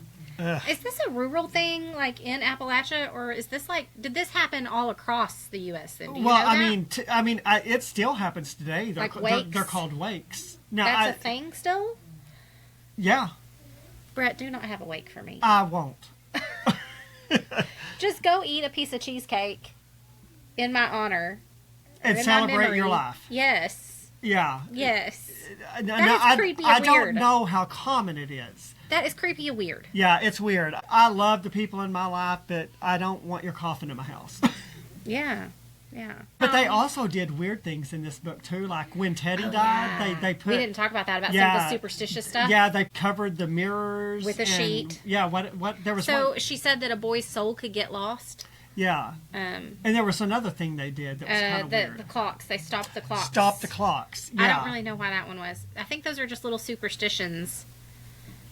Interesting things. I looked it up. They stopped the clocks basically to honor the time that person left but this then world. When do you restart them? Now that I don't know. You know what I'm saying? Yeah. Like, is there a prescribed amount of time you have to stop the clock for? Yeah, I don't know. It's interesting. Yeah. It's weird. It was weird, yeah. So Bessie goes back home for her mom's funeral, and they have a little service, and, like, she's there with Goldie and Ruthie, and Ruthie is really rough around the edges now. You know, not even 30, but it says she looks like she's 60. Like, she's lived a rough life. Yeah. Goldie seems to be okay, but it's hard. And it's funny, they kind of feel different towards Bessie because now she is this woman of means that has made something of herself and is acting like a woman of means. Yeah. She's dressed in nice clothes. She has pearls on. Like, she's well groomed. She's what she always wanted to be. She's always what she wanted to be. And so when she leaves Blackwater County this time, she goes with her head held high. And I really thought that was an appropriate ending to this That was story. a great ending. Oh, this was such a good book. And I also loved, though, the end when she's talking to her granddaughter and she's, like, laid herself bare, right? Like, her whole life of all of the good, the bad, the ugly. And she expects her granddaughter to, like, probably throw judgment her way, and instead all she is met with is grace and love. And, like, she's like, Grandma, listen, Mama, you're a stubborn woman who survived, and people often tell me that I'm stubborn. And she goes, now I know where I get it from. Yeah. And I really love that because it's like a moment for Bessie there where she finally, I think, lets go of all of that guilt and shame and even the little vestiges of whatever was left. It felt like that was a moment that was really cleansing. So This is a beautiful story. It really is. I loved it. Yeah. I would read it again. I'm probably going to read more things by Jennifer Cafaro. It was really, really good. Yeah. This may be a book that I actually buy to reread. Oh, yeah. I like it. Yeah. I was excited to read this book, but I wasn't 100% sure I was going to like it. Yeah, it took me a minute. It took me a couple of chapters, really, before I was like, oh, okay, I'm into it. I'm into it. Yeah. Just because it was so slow at first. Yes, and there, like you said earlier, there were several times throughout it that I felt like, okay, we could have cut this, done without that. and you know. Yeah. But honestly, But again, it was not enough to put me off because obviously I read the whole thing yeah, in a day. I read it in a day. Well, and most books that I read, even if it's 250 pages, there's would- always slow parts. Well, of the and I'm book. sure as an author too, you probably are able to pick out things and be like, oh, I wouldn't have put that there or whatever. Yeah. You know, so. Well, and other authors do that with my books. So, Yeah, I mean, it's just part of It's it. just part of it. But no, I really loved it. I highly recommend this book. Go out and get this book. It's really is good. So good. I did see in the back matter, which you did not read, that she has another one that's up for pre-order on Amazon right now. Oh. That's kind of an addendum to this. It's called Bessie's Table, Stories from Bessie's Table. Really? So I think it's going to Oh. be things that happened in the boarding house. Oh, I hope so. I really wish there had been more of that, but then, it's like, well, she got it and then it burned down. Yeah. No, this is like the boarding house with Bill. The new one. Yeah. Yeah. So I'm excited. I think I'll read that because for sure. I love those kind of stories. I do too. Those little vignettes, like just give me a little thing that Yeah. happened here and there. Huh. I enjoy those. Although I would rather that just be a whole full book. Oh, you would like a whole one? I would See, like I it, like yeah. little short stories. Do you? I enjoy those. Sometimes life is so busy you kind of need them, Mm-hmm. but yeah, I tend to prefer. Longer form. Yeah. That's good. Yeah. So speaking Overall. of longer form, Yes. I've accomplished something. What did you accomplish? I finished The Way of Kings. Did you? Yes. Oh, I saw it was on the shelf, so I sort of wondered. Yeah, I finished it. How are we? Have you? Can I show them how big the book is? Yes. Guys, let me show you. Brett read this at my urging, and he probably hates me. Of course, now. you read it years ago. I read it 2 years ago, and I loved it. But I'm very much a high fantasy reader. Like, it's my Yeah. thing. So this was very out of Brett's comfort zone. Very much. You guys, yeah. this book is massive. Look how big it is. It's 1,012 pages, I think. Oh, yes. And the print is not big. No. It is very tiny. Listen, when you've got a book this big, you don't have the luxury of using 12 fonts. Oh, it has the illustrations. Oh, I've got to get these in hardback. See, I read them all on Kindle. Oh, okay. Yeah, all of the chapter headings have. They're so pretty.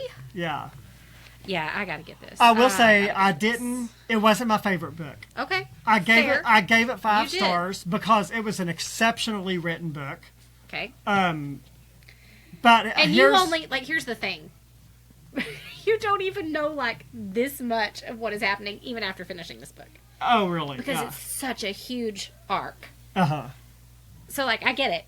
Yeah. I get it. Because there's so much more. But I'm so proud of you. And thank you for reading it. And it was good. There were some parts of it I liked better than others, but in a 1,000-page book, you're going to have That's that. going to be that, yeah. I started reading this in November, so it Yeah. took me, 6 months A to long read it? time, yeah. I think I would have enjoyed it more if I wouldn't have... With Had the pod, to skip with, so much. Well, with the podcast... Because you're having to read other books. Yes, in I amongst could. that. If I couldn't I just don't- focus on this. That's what I was going to say. I don't know if I could have done that. Like, Yeah. Because when I read a Sanderson book, I don't read anything else. Yeah. Because there is so much happening that in order to keep it all straight in my head, Yeah. I have to just So I focus think on that. what I'm going to do is one of these days when we don't have the podcast anymore and I have more time to dedicate to it, I'm going to read it again. Yeah. And see what I think. So And I also- didn't hate the book. I just didn't You love just it. didn't love it. Yeah. That's fair. That's fair. Yeah. And again, it's not everybody's cup of tea. Yeah. But I am so proud And of I you. don't think high fantasy will ever be my Your go-to thing. genre. Yeah. Yeah. I love it. I think I love it so much because it is so, like, out of this realm of possibility Yeah. that I'm just suspended. Like, reality is suspended for a while. I get to just be somewhere else, and I enjoy that. I just Yeah. enjoy that kind of break from this crazy Our world. world. Yeah. Yeah. Yeah. It wasn't man's in our dumpster fire world. You need a diversion. Tell you, I saw a T-shirt the other day that had a little animated dumpster that was on fire, and underneath it said, "This little light of mine, I'm gonna let it shine." And I was like, I want that shirt. That's a good way to put a It's positive hilarious. spin on the mayhem of the world. Yeah. So, highly recommend this book. What star rating would you give it? I'd give it 5 stars. Yeah, me Yeah, too. easily. I mean, it was, and I will. I'll do that in my Goodreads. It was excellent. Yeah. Again, like I said, you have to be able to look past some of the minor profanity. And But some little suggestiveness, but again, not graphic at all. yeah, this is a book I wish I had bought in paperback. Yeah, I mean, this is one I would have on my shelf, certainly, if I come across it somewhere. So, Yeah. So yeah. she'll definitely be on my list of authors to watch for. Yeah. Yeah. So, We recommend it, y'all. It was a good one. yeah, It was a good absolutely. one. Go grab it up. It also kind of makes me want to read more about Appalachia. I'm intrigued by that region now and kind of that culture. Is this your first one? Yeah. Okay. So I would really like to read more things about that. I do find it very interesting. Okay. I read one last year, Anne Gabhart. She's Okay. a Yeah, Christian fiction you've author. interviewed her. I interviewed you, talked to her on this podcast. She is actually from Appalachia. Okay. I read one of her books, and it was phenomenal. Okay. So Send she me that one. Okay, I will. And I'll read it. Yeah, I think she would be a good one if you want Okay, yeah. books. First of all, she's from the area. Yeah. And she writes about it. So I have a friend, well, a maiden friend. One of the girls that I go to church with also went as a camp counselor this week, and we rode to and from camp together. Mm-hmm. And she is from Appalachia. Like, she's from Virginia, but the part that, like, runs into that. And she was telling me about kind of that area and where she grew up, and she said it's absolutely beautiful. Like, there's just nothing like the scenery there. And so she's like, one of these days, maybe if you want to take a trip, we could go. And I was like, I'm down. That'd be Let's so go. cool. Yeah. You know, just to go see it and to be exposed to that. So Yeah. Based off the two books I've read, it's a very different life. type of way of life. Yeah, it's a very, the way of life is very different. Okay. Which kind of makes it fun to read. Yeah, because absolutely. It's a little bit different from what we do. separated from what our life, yeah. Yes. So anyway, go out and get that book. Again, it's called The Bible of Blackwater County by Jennifer Cafaro, Cafaro. Yes. Yeah. So, all right. Well, we've been on here for a while, so we're going to let you guys go. We thank you so much for listening. Do you have anything you want to say before we head out to No, just Charity as Middleton? always, I appreciate you letting me co-host with you and having me read along. It's so much fun. It is so much fun. We hope you guys enjoyed it as Yes. much as we do. So come back next time. We'll See talk you to you guys. later. Bye. Bye. Thanks for joining us on the Bookish Introverts podcast, where together we explore the worlds within the pages. Until next time, stay bookish.